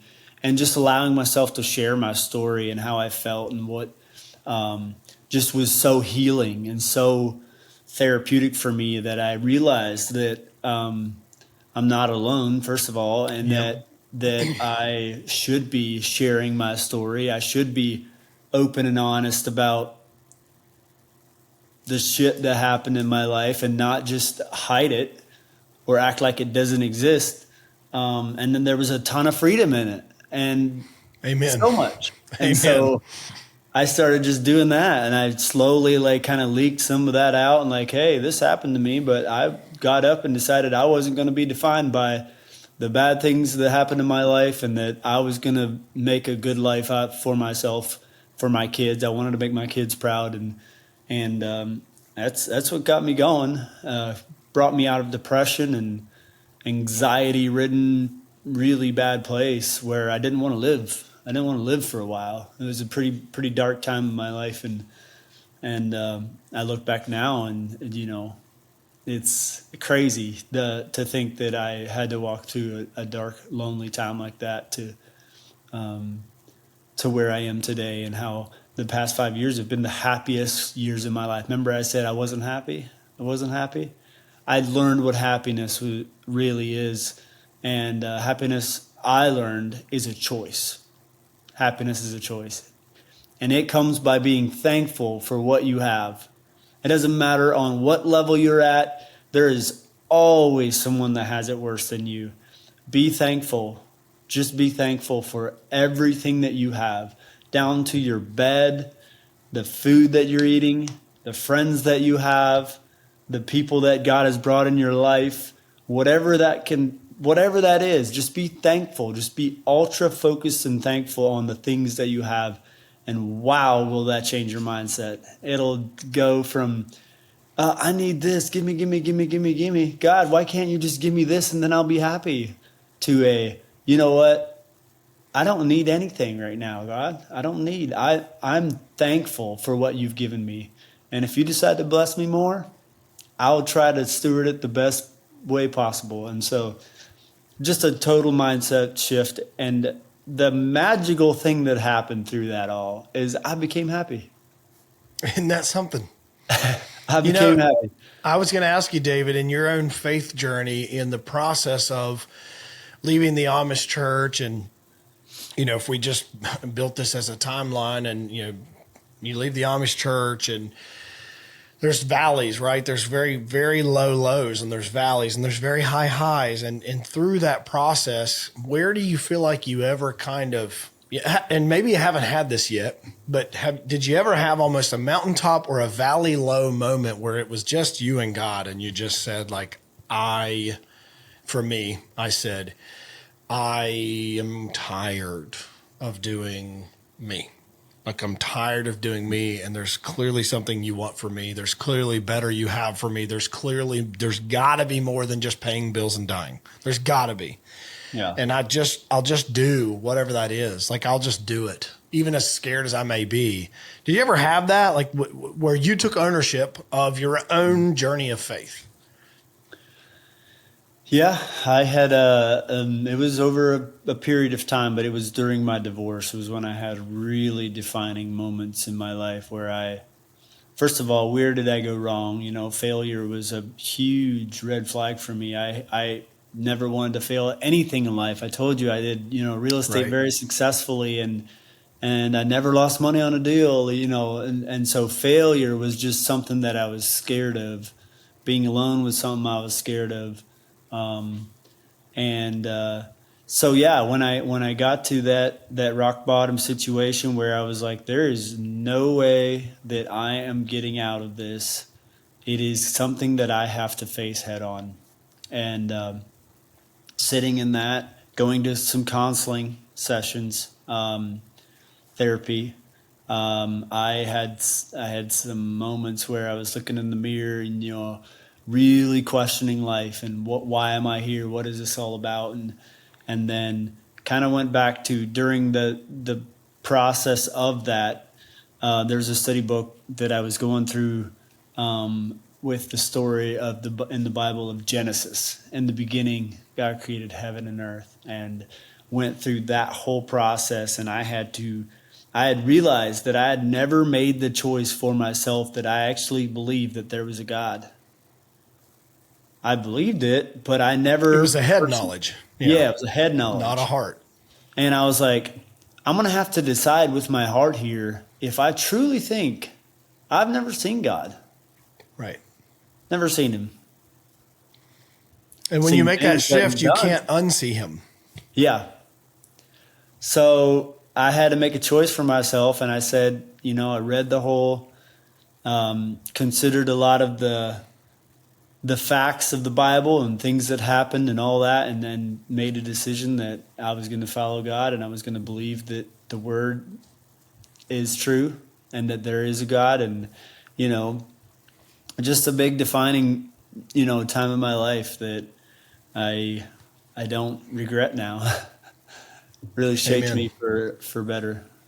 Well, and I didn't mean to derail us, but it's kind of feels like sometimes in these journeys of real estate, and for me in this whole, you're always building something, right? You're building something, but in God's journey of our faith, we're building something as well. Like, you don't quit. It's a journey. It's not a destination. So we've built 4 structures. We go back to the architect side here. We've built 4 structures. That is an incredible downplay. So please don't take these as the wrong words. You've built 4 amazing things. What was it like to say what's next? And I am interested, at what point do you start bringing in team members? Because the thing that I think people don't understand well enough, that I want you to speak to more than me, is that short-term rental is hospitality business. It's not real estate business. People think it's a real estate business. And I would argue it starts as one. It starts. But very quickly, and you said it earlier, like, it's hospitality. You can be very bad at it. And we sort of stopped liking people for a while when we had Airbnbs because you can't even make up the stuff that sometimes you have. So the long-winded question for me is, all right, what gave you the breath to start something another new, and then kind of all, let's stay there. What happens after 4? Okay, so I kind of filled you in on the whole ranch selling. Yep. And halfway through my project here at Brandywine. I made an offer on one while we were at lunch too, so I'll let you know. I'm kidding. I'm so fired up here. I'm over here. I'll let you know if I get one, David. I need 30,000 in a partnership if you got it. I'm in. 30. Okay, so Elias, my friend from PA, the one that I told you went in on this ranch deal with me, obviously they were pretty thrilled with the whole outcome of that whole situation. We can't go wrong.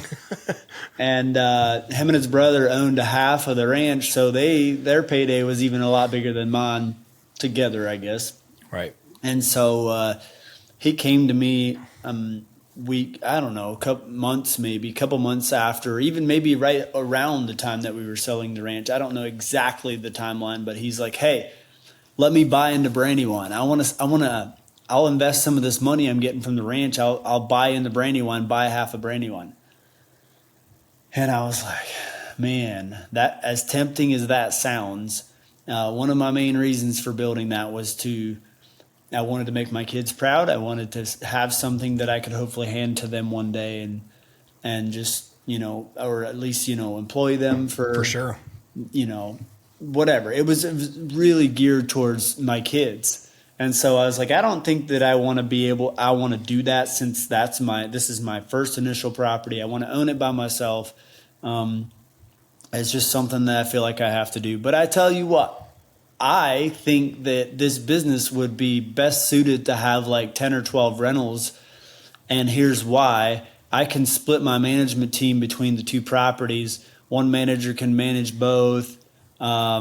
You can pull cleaners from one property to the other. It just makes sense, I felt like, to have 2 properties. So he was like, "Okay, well, what are you thinking?" I said, "Well, there's this property for sale that I've been looking at, actually. It's 100 acres. It has a private lake on it. And I think that it would be a great spot. I've looked at it one time, but there's just no way I can handle it by myself. I'm not going to attack it by myself, but if you're interested, it's something that I would consider." And so he's like, "Let's go look at it." So we drove out there in the middle of February on a cold day, and we walked around the backside of the lake at Paradise Lake, and we stood in those pine trees, and I could just see his eyes. I was telling him what I'm thinking. I'm thinking like A-frames on the water right along here. And his eyes lit up, and he said, "I'll do it if you do it." And I was like, "Okay, sounds like we're making an offer on this property." So we made an offer, and sure enough, we got it. And then Paradise Lake was born. And Paradise Lake is also, I'm becoming a county guy in Ohio. Is that Guernsey or is this Holmes? What? Tuscarawas. Tusk. Got it. Both properties are in Tuscarawas County. Okay. Mike taught me how to say Tuscarawas well. You have to really drag that R. Tuscarawas. Yeah. It's like saying Ferrari, I guess, but same thing. Tuscarawas and Ferrari are synonymous, I'm pretty sure. So, we don't see a lot of those here. Yeah, probably true. Yeah, touche. Except for now Paradise on the Lake is built, so we'll have more showing up. Hey, so you make an offer, it's accepted. Do you ever have these moments? Like I never thought I would I never thought I would like slow down enough to do this, but a while back I closed on a piece of property that's really sentimental to me. It was a hard deal. It was just really a hard deal. And when I pulled up to it after that closing, I kind of I got out of the truck and like when I walked on it, it was just like, I had that just like deep breath, thankfulness, like, thank you, let's go. Oh my goodness. All of that in one, Yeah. Cuss words, more stuff, holy, Snapchat, all of it. Do you just have that? Like, did you ever have those moments? I would say the first time on that property there, I was like, holy cow, this is going to be a lot of work. Like, am I sure I signed up for the right thing here? Like, just like being overwhelmed by the amount of work that this is going to take. And, as an imaginary, what is the word for Visionary. that? Visionary, yeah. Type of person. I tend to predict wrong sometimes on how long and how hard it is to do something. I'm like, oh, we'll just build a road around the lake and we'll put 4 cabins up and we'll do this and that. And off we clean go. the lake out a little bit. And then all at once, you get into the actual nuts and bolts of what it takes to do that, to make it happen, to put it there. And during those times, I'm always just overwhelmed. I'm like, okay, well, I guess I signed up for this and I just decided that this was a great idea. So now I have to see it through. I have no choice. I'm going to sacrifice whatever I have to sacrifice and make it work. I have to. Can you quantify timeline wise, how long had the other 4 Brandywine Grove, how long had that been in production before you start at the lake? So it wasn't done. Brandywine was not done when we bought Paradise Lake. My dude. We are best friends. Overlapping pretty significantly, actually. So yeah, you guys heard that, right? He didn't even finish the first one. And then it was like, yep, we're going to just keep on going. That's how I am. I'm like, yeah, I got 30% of this done. So this is basically done. So if I'm going to do this, I'm going to do it right. Yep. No turning back. So here's something you'll love, David, that ChatGPT says I should ask you, and you already started down here. What do people underestimate about building something unique? Expensive. So we could erase unique and say something expensive. Yeah. What do people underestimate? I would say, besides it just being very costly because it's so custom, it's so different than it is just not cookie cutter in any way, shape, or form. So you have to, do things outside of the normal. There's a reason that a lot of these houses are built the way they are, because it's the most efficient way to build a house. And so when you go against that pretty hard, you want to build it in the air in the trees and then figure out how to get it up there. You can't even let's take my tree house, for example. Couldn't even get a crane in. So the only way, here I am building a tree house in the trees, couldn't even get a crane to set the trusses or anything, the steel I-beams, because we didn't have enough swing to bring the arm. I would have had to take out the whole mess of trees to get to it. Which kind of defeats the name. Which defeats the treehouse. I can't do that. So we ended up cutting a path down in the back of the woods, and we got a big 54-foot GLJ or whatever those are called, lifts, boom lifts, and had that thing. I took my dozer, made a platform back there, took the skid loader, brought the I-beams in with the skid loader, hooked them on to the JLG, and then lifted them out and was able to move just enough to get all the I-beams set. So, and, just very, very, very creative and getting all those things set with if you build a treehouse in the woods, in a ravine with a creek running through the bottom of it, you're going to run into some stuff that you didn't think. We had to put a lift, one of those tow behind lifts. We had it down in the creek, all the way down in the bottom. And then we got like one of the spider lift things, like it was like a tow behind lift. Yeah. Put it all the way down in the creek, got it leveled up, and then left it there till we had the whole bottom done, because getting it down there was a nightmare. Getting it out was a dozer operation. We had to pull it up out of there. It's crazy. Dude, this is amazing, though. I mean, the thing that I keep thinking through, having done a handful of bank loans, and I say that nicely, but conventional debt, and let's say the conventional appraisal process and the conventional loan process, and you spoke to this on another video, it doesn't match a unique build at all. Like they would not understand or compute anything you're saying, because you would say, look, it's going to cost X to do this. And they would say, no, standard building practices are this. Yeah. And then they're like, this is how much you can have for that. So I'm guessing when we think through uniqueness here, not only are you having to engineer the construction side of things, but I'm positive you're having to financially engineer runway for yourself as you're doing this, because there's no conventional debt that's going to ride this train with you. No, it was definitely a challenge. I had to build it, and after it was built and producing income, then they were like, okay, this is a business now. It's not just, you're not building a house for resale. So yep. Okay, so we both derailed, which, hey, I love that. This is the best. Derailments are the best. We don't need a train here, just a man lift here in the woods.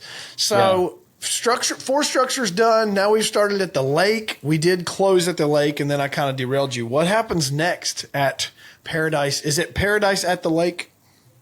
So the lake was built in 1955, I believe, and the owner of the lake back then got it. The state had to approve the dam because it's an ODNR approved dam. I think it's a level 3 ODNR dam, and it gets inspected every 5 years. So during that process, he had to name the lake, and he named it Paradise Lake. So it's been named that since the 50s. The name was already in place. Now, however, Paradise Lake wasn't much of paradise when we bought it. Let's just be honest. It might have been in the 50s, but not now. Trying to recreate that name a little bit. But we thought that it would be smart to keep the name because it's been there, and we'll make it nice. And how many structures, how many builds did you have visionaried at the point of we're going to break some ground or we're going to start on the first process? Originally, when I went there, I was thinking not as high end of a build, like more economy, a little bit more plainer, rustic A-frames that we don't charge as much for. And I guess like I had that light bulb moment during the process of building here, that I just realized that there is a lot of middle of the road stuff available in the market, but there was not much high end luxury stuff available. And then I felt like that was the niche that I wanted to stay in. So essentially you elevate the ceiling of the first four and the future of Paradise Lake at that point. Yeah. That's awesome. Pretty much like, hey, this is going to cost us double what we thought. Are you guys okay with that? And who is you guys? This would be the partner at that point? Yeah, the partners. Yeah. I kind of explained to them what I felt was the move on this. I said, if we're relying on social media for us to advertise these places, you got to grab attention. And I know what it takes to do that. You have to grab it with uniqueness, with features, with design features and all that stuff. And I was like, it's going to be costly. Not to mention, I think the driveway should be concreted. It's just not the same when you got a gravel driveway in the wintertime. You get a bunch of potholes and people get in there and get their cars dirty. We get a lot of fancy cars coming in and stuff. And it just would just not be the same feel or the same look. So I got them on board, and we ended up going a lot deeper than originally planned. But our first step there, when we closed the property and that first summer, we siphoned water out of the lakes and lowered the lakes. That was our first. We lowered them by 8 feet so that we could work on the lake, because the upper end of the lake had completely silted in 70 years, and there was trees growing in the lake. So we had a major muddy silt mess because the creek had just run straight into the lake, and that had just presented such a problem over years. Every time it rained hard, it got muddy. So I ended up buying 2 more acres on the upper side of the lake and adding a silt pond that is very easily cleaned out. It is about 50 feet long and about 30 feet wide, maybe like 70 feet long and 30 feet wide. And the creek runs into that, and then it goes through a culvert into the lake. So we can just clean this out now instead of having to clean the whole lake out. And it made a huge difference on the water quality that we now have in the lake. That's amazing. Yeah, I mean, I had to use all this silt sock when I was doing a project, and I started thinking about that silt sock and like, there's something to this, there's something to this stuff. And you built a ginormous silt sock in the form of a dam. Yeah. That's awesome. So sounds like, if listeners are following here, we haven't even started construction on structures. We're taking care of the land first. Yeah, the land needed a lot. The land was nowhere near. Got a pretty good deal on the land, I would say. Looking back, it was a good deal on the land, but the lake needed some work. It was pretty run down. You still own 100 acres today of that land? Yeah, we're at 95 acres. Okay. 95. Well, I just Original purchase was like 89, so we added a couple acres here and there from the neighbors. So I'm guessing these structures, if they're close to the lake, though, you've got sounds like a fair bit of just raw land. Maybe that's where we kill deer or just go and have shenanigans. No, yeah, we hunt out there. We've killed some nice deer off that property. It has That's some awesome. Good deer hunting. I just didn't know if David, for you, there was ever the thought, hey, I've got a lot of acreage, and I'm just making this up, but I've got a lot of acreage here on this project. I need 20 of it or 15 of it to do what we're doing here, and I could sell 60 or whatever. We could sell off 60 acres and probably pay for a huge portion of our debt or just whatever. Did that ever come up, or did you kind of say, no, this is a bank right here. This is a bank of money that I want to see grow. Yeah. Never strongly considered selling. I mean, just with how it's in a valley, so there's two big hills and then there's the valley. And if we were to sell off, it would really, you'd have to bank on having good neighbors, and you could really ruin your. Yeah, you can ruin the feel of the experience out there. Feel of the experience if somebody were to build something or get some loud dogs or some reason there was issues down the road. So we just kind of were not willing to do that. I get it. That makes total sense. So all right, let's we cleaned up a lake. Now what did we do? What do we do next at Paradise Lake? Yeah, we cleaned up the lake, started building the road all the way around the back of the lake, and it was all woods and it was all on a hill like this. So we had to cut this hill in, and we had to take out a ton of trees. And basically all the spots where we had identified that we wanted to build. So now we're clearing those spots and the driveway all the way around. It goes all the way around the back of the lake. So we spent a couple months doing that. We did that all ourselves. We cut all those trees out, spent many an hour in there, dozers, skid loaders, with gravel buckets and mini excavators with the thumb on it. Yeah. Man. Yeah. Really put some grinding hours in that. Front half was really gnarly to kind of get the trees out and get the road cut in and get everything, ditches dug and stuff like that. So that was a really challenge, that first half of it. I could ask you, is this more long-term rentals, or are you buying some equipment at this point and kind of just seeing the value of owning it, or did you just own some, rent some? I mean, it sounds like a pretty decent sized fleet that it would have taken to get this work done. Yeah, so I had the dozer. I've owned this dozer for a while. It's a Cat D5, and it came in really handy. And I just, since I've had a dozer, I don't want to ever live without one. I just have, it's so nice to just throw it on and go do something. Yep. And then at first I rented skid loader and mini excavator for a little bit, and soon learned that this was not going to work. We're going to have to buy something. So at the time, Lepo in Canton was a Bobcat dealership. They were offering a lease to own thing special. I don't know if you've heard of these, but it was actually less than purchase price. So it was 0% basically. You lease it for 3 years and then you buy it out. the total amount of money that you paid was less than actually buying one outright. So it was a really great deal. Well, and a lease you can write off. You know, I don't want to get right. for anyone listening here. A lease is expensible to a business. Right. Now, you know, accelerated depreciation, all that, you know, can be expensible if you buy it, but you're still. I like the idea of a lease if it works because you can expense all that. Yeah, track skid loader was $585 a month on a lease payment for 3 years, and the payout was like $28,000, I think, total of $50-some thousand. Yep. Not bad for $500 a month. You could have a brand new skid loader sitting there, track loader, and we used the crap out of it. Yep. And then the mini excavator, I think, was around $800 a month that I was paying for lease. And again, I was paying that in 2 days of rental, so it was like an absolute no-brainer. Yep.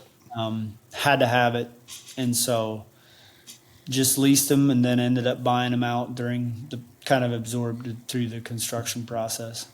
These listeners want to go faster than I want to go. Sorry, people. All this stuff's cool. You got to think through the process of, he says they moved a ton of earth. I mean, I could pick up the phone and call my favorite Justin Taylor Excavation, but several $100,000 probably to That's the phase problem. one. Right. And so I'm trying to listen and think at the same time with David, where is he choosing to spend and save? And, you know, I'm sure you would agree. There's trades you'll spend money on to keep them good at what they're good at. And then there's things you'll do yourself.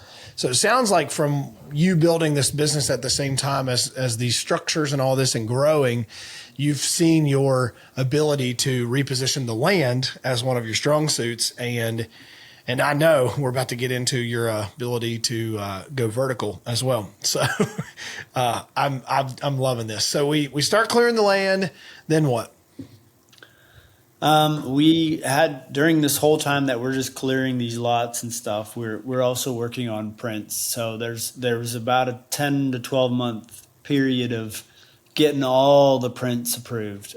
So we had to kind of design on a computer, design it all out, and got them approved, and then started. I think we broke ground sometime in the winter of that next year. So we spent pretty much all summer kind of clearing spots and getting everything ready. And then winter time came and we broke ground, and then they were all in different phases at different times, but we had them all going at the same time. So we had maybe this first one was already in drywall when we were like framing up the last one or something. And they were all just kind of like in their own step along the way.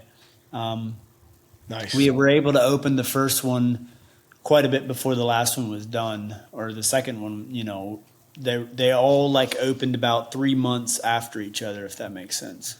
And that would start back to Brandywine Grove, first, second, third, fourth. So yeah. At the end of Paradise Very Lake, similar. it was 6 total at the end of Paradise total, Lake yes. structure builds. Yep. 6. Okay. So I know we've been Paradise Lake and Brandywine Grove, and these are like literally while I was eating lunch and just looking through like, oh, just out of curiosity, no big deal. Brandywine Grove alone on Instagram has 238,000 followers, so it's done all right. Yeah. Yeah, I thought I was doing good. I think I have like 238 followers, so I thought I was good. But so there's this other thing, this little other thingy that you built called the Valen. Yeah. Just a little thingy.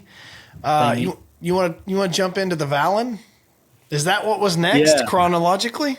That was next. I was done at Paradise. I remember wrapping that place up and being like, I can't believe that I am actually fully done. Like, we planted the last bit of grass seed and we loaded up the equipment and said, we're done. Paradise Lake is done. It's completely done. We're moving off. And moved home. And there was one more build at home that I had kind of planned in my mind here through the years. And I kind of was born. We had an influencer event here with Ice Barrel, and they rented all 4 of my cabins. So they wanted to stay here all as a group, and they rented all 4, which I thought was a great idea. I was like, man, if I could get more groups to do that, that would be awesome. The problem was they all wanted to hang out at one spot. So they invited me back and they said, hey, come hang out with us tonight. We got a bunch of influencers here and we're just having a, nice get to know each other type of night, whatever, and food. Well, think about putting 20 to 25 people in one cabin that sleeps 7 people. These are tiny homes. They're not made for that. It just was not, just not ideal. And people were sitting on the floor and the armrests of the couches and on the fireplace and just everywhere. And the food, there was just no room for the food. And I was like, man, as bad as I want to host, like, let's say I want to host an event here, I can't. If I have more than, 10, 12 people in a cabin, it's just not very adequate. So are you a movie guy at all? I'm not. I've watched like 5 movies in my life, but have you happened to see Wedding Crashers? Yeah, I did watch Wedding He's Crashers. It's been a while. Chaz is getting married. He's like, what an idiot. That's stupid. So here I am envisioning you. You've built these 4, probably now 6 amazing structures. This happens, and you're like, what an idiot. This guy. Why did I think of that? And then here comes, all right, new vision for David. I felt like this property needed one big build, something big where you could host an event, host a group. Everybody could sleep in their own cabin, but that the main living area would be nice and big to be able to just have a big patio, big outdoor living space, and a nice big table and big living area inside. And just simply be able to host a group, like 20, 30 people if you wanted to. If you had the whole place, then you could all gather in the same cabin and you could be comfortable. So I felt like that is what was missing for me to be able to do those type of events and actually people be comfortable. So that was kind of what led the idea into building something bigger. Also be able to do weddings. I wanted to be able to do weddings on the property. There's a big patio, so it is multifunctional. The big patio sits a bunch of people, probably 150, 200 people on tables and chairs. So we could do a really nice outdoor wedding right beside the waterfall and the pool and the pond and everything just sitting right there. Great spot for outdoor weddings. So that was another thing that I was thinking, if I had a space that was adequate, guys get ready in the bunker and the girls get ready at the Valen. Perfect setup. And we're scheduling those now. Those are going really good. People are really excited about having weddings here. So I hope that turns out well. So is this property close to where you're at now? Yes, it is. Yep, same property. So tell us, what does the Valen mean? Do you have ChatGPT? Can you look it up? I sure do, but I mean, you're gonna have me talk to ChatGPT right now. I sure can. ChatGPT. I feel like I'm gonna butcher it if I try to say what it is. It's like a big, elegant something. What structure? Does Valen mean? Valen. And it says, while it doesn't have one single fixed meaning, it's a noun, is most commonly used as a given name, has roots in Latin or Scandinavian, strong, clean, modern sound rather than a literal definition. It's derived from Latin valens, which means strong, healthy, capable, powerful. Valentine, worth, value, courage. The Valen, oh, whoa. Bro, David is in ChatGPT now. The Valen. The Valen is being used as a property name, brand, or build, like an Airbnb retreat or legacy project. If the Valen is being used, it says, it's a place of strength or refuge. Yes. Something enduring, a structure or vision built to last. Dude, all I'm saying is I heard legacy in there, and I heard the Valen, and I heard David, and I heard like corporate discount for legacy. I don't know. It was in there, something. It was definitely in there. I'll print it off. But all right. Yeah. So how did you come up with the Valen? I would not have been able to tell you all that off the top of my head. How did you come up with it though? A lot of thinking and the help of my friend Chat. Chat, I as would in say Chat GPT. I would say my friend Chat really Hey, helps me out on that one. I can't lie. Chat helps me every day, and I literally start my sentences, like, "Hey, remember this?" And they're like, she's like, I think it's a she, but she's like, "Oh yeah, totally got it." Yeah. So I'm with you, man. I'm totally with you. I wonder if Chat really knows me, but I think she does. Mine's a girl. I don't know about yours, but I'm not sure. I haven't mine's a figured that girl. one out. So, okay. All right. No, enough of the small talk. Dude, holy cow. What a vision casting you have built. I mean, like I studied this morning. Now so this is what's crazy is David has captured me in scrolling in bed with Instagram wizardry years of seeing his stuff. And then I'm like in deep study this morning and I'm like, wait a second, that is his. And it all started coming together.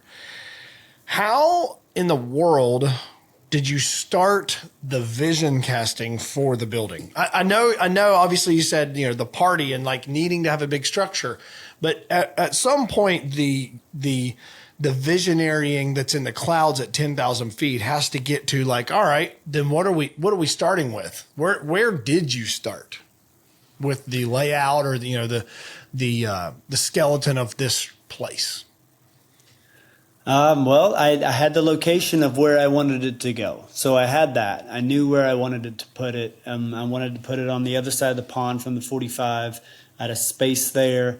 This was kind of the undeveloped space that when I kind of wrapped up Brandywine first, I had said, this is one spot that we could add a build down the road if I wanted to. And so I had identified the spot I wanted. I knew what my view was going to be like. I knew where I was going to be driving in because of where the road was already set up. And I knew where I was going to be exiting. So some of those things were already in my mind, and I had walked this every time I walked through down there, I thought about different ideas. And so one of the things that I wanted to achieve was a big common area for people to hang out at and a big patio. But I was a little worried. Okay, so if you have a big common area, you want to sleep at least. I wanted to sleep at least 15 to 20 people. So my fear was that if I go building a building that's big enough to have that many bedrooms and then also the great room that I wanted to have, that all at once I was going to have a massive building in there and just was not going to fit because this is a tiny home community. It's not a massive, huge Warehouse. 5,000 square foot house, warehouse, whatever it is. It didn't fit the property. So I felt like I needed to stay in a size restriction, whatever was above ground. I needed to really size restrict that. So, I started thinking underground. I said, well, what if we hide half of this building underground and there's a tunnel that gets to it? And you have this underground part that's just hidden and the top of it looks like, we restore it back to nature and we have wildflowers growing on top and we have grass growing on top and we have everything just fits into nature. But underneath all this nice, beautiful nature is a house that you can live in, that you can stay in. So we'll hide half the bedrooms underground. That way you don't have to see them. That was kind of how it went. Yeah, my notes say underground bunker. So for anyone that's listened and like still doesn't know David yet, you need to look it up. It's literally he did a bunker. I'm going to butcher this. So please tell us. You come up with this idea and then he really did it. There's a lot of content out there to prove it, and the property is up and running today. You really did it. Yep. So how do you start that? Well, we started by digging a massive hole. That's how we started. I was worried that's exactly where we would say, hey, you dig a hole. You don't build an underground bunker like the groundhogs do, where they just dig underneath a hole and then build. You would think you would feel like a mountain. Maybe you could do that, where you just carve out the rock and you go in. But here in Ohio, that's just not feasible. That would never work. So we just dug 4 walls and a massive hole. It was about 12, 15 feet deep in the back end. Actually more than that, like 16 feet deep in the back end. And then we built the building and we completely waterproofed it and put a layer of gravel all the way around it and covered it with dirt. It's completely covered. And I remember you in a clip I watched this morning talking about why would you spend so much money on a foundation? And I'm choosing to say this is all so biblical, but why would you build such a impeccable foundation and not drain it, and not do it right to where you won't have to revisit this down the road? So if I'm thinking correctly, you had enough elevation or enough slope, if you will, that the downhill side, you were able to daylight or drain this structure with French draining and all that to keep. Is this an all concrete structure? It is all concrete with styrofoam foam. Styrofoam would have been the forms. It is an ICF system. I don't know if anybody on here is familiar with ICF. You can look it up, but they use styrofoam forms, and they all fit together like Lego blocks, and then you fill that up with concrete. So very good system. I wanted to use that because there is some complications with building underground that can happen with walls sweating and all this stuff because there's just not a ton of airflow. So having that 4 inches of styrofoam is huge. You eliminate any sweating that can happen. That was a reason I went with that. But yeah, as far as drainage, it is on a hill. So the pond is here, and then there's a hill that goes up a steep, like a big hill, and it's built into this hill. So the bottom of it, the footer, is still a foot higher than my sidewalk is at the pond. So that is what allows me to have it, first of all, walk out. It's walk out right to the pond. And then there's also enough height to be able to footer drain out and go around the pond and get the water completely away and not have it back up through the pond water or anything like that. Completely separate drainage straight around the pond that all the footer drains can get out. Plenty of height for that. I've had a lot of people ask, like, what if the pond overflows? Well, the pond's not going to overflow. It's going to go over the dam long before it gets into the bunker. So there's a lot of, I wasn't quite that dumb. Yeah, there's a lot of engineering into that. Those things out. I'm smart enough to figure that out. So yeah, those things are work well. Drainage. So if we could spend an hour and a half on just the Valen, but give us some of the Cliff Note, elevator pitch, the buzzwords of how many does it sleep? How many square feet is it? What are some of the cool features? I mean, obviously there's 50 million cool features, but what are the things that you might say if someone's never looked this up? Okay, so it has like a ski lodge style, modern mountain house ski lodge style is what I ultimately went with. And this is something that I've not done before. All my houses, if you look, most all of them have steeper pitches. I went really hip roof and pretty steep pitches on all my roofs. And then it was kind of a trend that I had pushed into. And I just felt the need to try something new. I felt the need, my style is very unique and I pride myself in being unique. And I felt like I needed to push into something brand new. So these have one pitch. It has a one-pitch roof on it, standing seam metal. Really like it now. Now that I pushed into it and used it, I just really like it. I love how it came out. It has a modern mountain house, rustic vibe, I guess. Yeah, and if you feel that, you definitely know. If you see it, you would know what I mean. But when I first drew it out, it was with the hip roof, and that's how I had it laid out and looked at, and I was like, I just don't like it. I need to do something else. So we put it in AI and said, make this a modern mountain house. And that's what it spit out. And we were like, whoa, that's really cool. So we made some changes to that and started down that path, and really happy with how that came out. But total, it sleeps 16 people between Valen and Bunker. And again, these connect underground. So there's locked doors that you can lock between the two. So I can rent them separately. I can rent the Bunker individual or the Valen individual, or I can rent them together. I was going to ask you that, if you built that to be separated. I mean, yeah, it sounds like a great. Say it again. I just did that to kind of give myself options. For sure. Yeah, I mean, because that's a lot to rent for anybody. I'm sure it's a lot to rent if you don't need to sleep 15 or 16, but you want to have that experience. I think it sounds like an amazing adult guys versus girls. Like, hey, we can all go here as couples, but we don't really want to see you guys for the weekend. We'll be over here, and you can be over there. Love you, mean it. One of those deals. But if you like your spouse, like me, you might slide over to the other side of the event for, a little time. But, hey, so it really has two vibes for sure. So I feel ridiculous because this should go another hour to talk about how amazing these structures are. It really should. You guys have got to go see what he has built. He's really underplaying and underscoring what he's built. But something I want to shift to finally land our plane.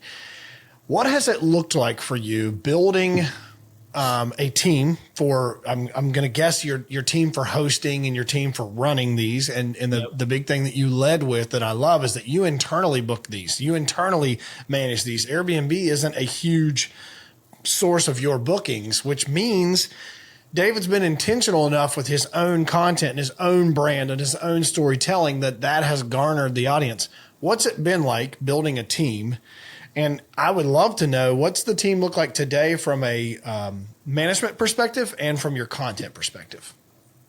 Okay, so I have settled into kind of a new normal with having the new build done, and we have so two head cleaners, one for each property. So, and these head cleaners schedule the other cleaners and get all the cleaning team on the same page. So I was having to manage that a lot and schedule this girl to come clean on this day. And I was doing that for a while and it just got super overwhelming. So I had to pass that down. I have two head cleaners per property. There's a manager over top of the two head cleaners that does all the ordering stuff for me, supplies, coordinates between teams, orders new products, all the things day to day. Actually, Trevor, the one that emailed you probably, just it handles a lot of the emailing side of it. And then there's Jen.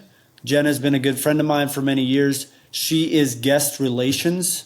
So she works from home. She does not come to the office. She works fully remote, and she just simply talks to guests. So when people book, when people inquire about booking, she is guest relations, reservation specialist, we call her. Yep. So, and then there's the cleaning team, and then there's some part-timers that come out during the summer for landscaping, leaves, grass, weed eating, all that stuff. And out at Paradise, I have a neighbor that takes care of all my maintenance out there. He very handy. I was going to ask you that. That's a key. He already gave the cleaners, and management is a key role, but the other one is maintenance and timely maintenance. Yeah, he's been killing it. So he'll come out if there's a problem, come out and fix it. If he can't fix it, you order a new part for it. You get a company to come out, and like electrician or a plumber or whatever it takes to fix it. And so, yeah, it's quite the team. I mean, we just had our Christmas party here 2 weeks ago, and I think we had there's like 10 people in the team somewhere in there with all the cleaners. That's awesome. Yeah, it takes a small army.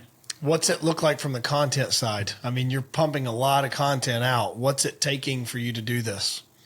And maybe how did that evolve? What'd you start with? And then, what were those steps? So the content side is broken out a little bit. I have a team that does Paradise and Brandywine. They film and edit. for Brandywine and Paradise, and they are a third-party company third-party couple that they come in and shoot for me, edit, film, and post on Brandywine and Paradise. And they do not do anything for me personally. My personal page, all the construction content is me and Nate. So Nate is my filmer, editor. Okay. And then he comes up. Is he local to you? He kind of local, yeah. He lives in the Uricksville area, but he works for me semi full-time, not every single day. It's usually 4 days a week is about what he averages. And during the construction process, he is going to the site 3 times a day probably and just filming different things, different progress, flying the drone, doing this. Just constantly kind of has that eye in the sky of catching things that we just need to keep all these different, there's so many different things happening that we try to get clips of. And when you're trying to work and do that, it's just impossible. So Nate's been a great addition to have him on team to film for me, and then he'll edit as well. Usually he'll come up with the draft. Maybe I'll give him an idea of like, hey, I'd like to make a video about the bunker. Maybe start it with this clip, and maybe we'll say this, or this about it. But once the video's kind of made, usually he'll cut a draft of it, show it to me, and I'll say, I really like this part, don't like this part, maybe change this, so let's do this, this, and this. Yep. He'll finish it, get it to me. I will put it on my phone. I will put it used to put it just in Instagram, but now I have to go to Edits. Edits is the new Instagram editing app. I put it in there, throw the captions on from there. So I add the captions, and then add the song, add all the captions in the actual post, and then post it. So that is the part that I do. And you're you've got an internal booking system and all, you've got websites and all these. Are you managing those yourself, or is someone helping with that? So Trevor's helping manage the PMS system. I'm still involved. I get on the calendar a lot and look at stuff, and we have meetings pretty regularly. I'll get in the office in the morning and say, hey, what are we working on today? Can we do this? Can we do that? But he's the executor to a lot of those things. I haven't always had him. He used to be me and Jen for a while, but he just got hired on last fall, and it's been really nice to have a manager. He's more techie than I am and very good. He actually built my website as well. And so that's been a great plus to have as well. So as far as the PMS system is really advanced, and it is a really, really nice system. When you're fully integrated into these systems, they have so much power. It's pretty crazy. Dude, we could do like a 5-hour podcast. This stuff's amazing. There's so much David's given you guys that if you just don't have the experience of building a team, or you don't have the experience of being a host, or the experience of construction or land buying or whatever, there's just bombs he's dropping here, because I am no expert at any of the things he just talked about, but we've done them.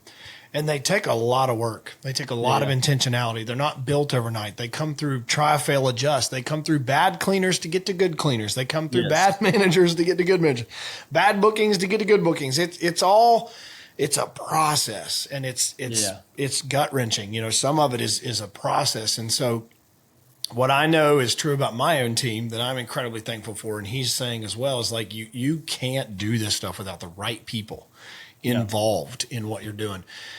This stuff's just awesome. I'm going to kind of ask you an odd question, and then we are going to land this plane, and then I'm bringing David back on in person. My goal, once we get the barn built and get the podcast studio and all that going, you're coming back. We're going to, maybe we'll do like a video tour of your property, or maybe we'll do the podcast at the Valen. I don't know. What an idea. But, and then we'll have Mike Yoder fly his drone over and video it, and then we'll have Nate edit it, and life's good. Boom. Oh, yeah. What I want to ask you is, after we've talked about all this stuff, all this business building, all this visionarying, all this try, fail, adjust, all this life journey, what does David want to be remembered for? That's a good question. I thought about this, and I would like to, at the end of my life, I would like to be known as I didn't get everything right in my life, but I gave life everything I had, and I loved my family, and I loved Jesus with my whole heart, and I gave life, and I gave my business, and I gave the people around me everything I had. So I think that is something that would be an honor to be remembered as. Yeah. There's a term I've heard in a real estate event. Actually, I hate giving the credit to this real estate event, but being a go-giver. A go-giver, someone who is a go-getter, who is a giver, someone who is a fierce lover, visionary, or doer, make things happener, but it's a go-giver. And I believe wholeheartedly, David, from the outpouring of our chaos and from the outpouring of the dream building and the dream chasing that we do, that visionaries are given by God to go chase dreams. Yeah. From the outpouring of chasing, we give blessings to others. Mm-hmm. Not just for your own sake, for your own business, the experience that families are going to be able to have, the ripple effect from the work you've put in, the experience your team gets to have, the life that they get to have, the opportunities to be a blessing to their own family they get to have, your kids, the things they get to see by watching you struggle. Right? Because as kids, we think our kids just know that we just win. It's just all roses and dad's just awesome and it's just great. And I struggle with this so immensely because my girls will say like, well, you were home late, or, you got home late, or why do you need to go look at a farm? And so I'm trying to much better show and tell them this is what it's about. Is I want to last longer than my years. I want to outlast my years by what I've contributed back to God's kingdom in my efforts. It's tough. I always love to ask people what they want to be remembered by, but that's a good question. Dude, I really, really appreciate this. If no one else has benefited, I sure have, because through this process, I've heard and felt through your journey and you talking about it, just almost a healing process for you. It's been a healing process in business and in life and potentially in faith. And maybe you're not full circle yet, and that's awesome. But through that, you've built some beautiful things. You've built something to be really proud of, things to be really proud of. Last thing, truly, last question, easiest one you'll answer. Do you think that cool stuff and legacy and lifetime coolness can come from land? Oh, yeah, 100%. Think it's a decent idea for people to find ways to acquire land? Love land. Just love everything about it. It's great investment. I mean, you just look at the entire thing you've built, and it all starts with the dirt, It starts with the dirt, yep. And what that dirt will give back to you and your kids. My listeners know I love to jab at that one, but people complain too much about the price of land or, how to buy it or this or that. And it's like, you just have to get on the train. Just get on the train. Yep. It's not going to stop moving. Whether you wait for the market to do whatever you do or don't or whatever, it's not going to stop. And just think had you not bought that land when you did, let's just even say Paradise Lake. Yep. Try to buy it today.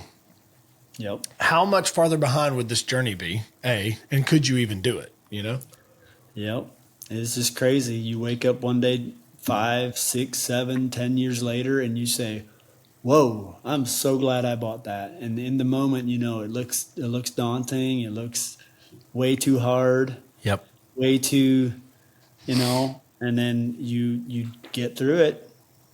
A lot of times we're scared of being uncomfortable. That is really at the end of the day what it looks like. We just want to hide away in this little comfort area and not be uncomfortable. And so when you become uncomfortable and you become okay with being uncomfortable, that's when some major progress can happen. It's getting comfortable being uncomfortable. That's what I have heard many say. David, I've really appreciated this. I appreciate you carving out so much time and kind of derailing your own Thursday to make sure we got all this out. I guarantee the listeners are going to agree that it was worth getting all this out in this amazing journey. I would love to have you back. I wish you the most success in all the visionarying you're doing up there in the Northeast sector. We've got to do coffee or breakfast or dinner or lunch or something together sometime. For sure. Sounds good, brother. Let me know when you're in town, and we'll make it work. We'll do it. Listeners, it's been an episode. It's definitely been one. Whoever comes next after David, good luck topping this journey.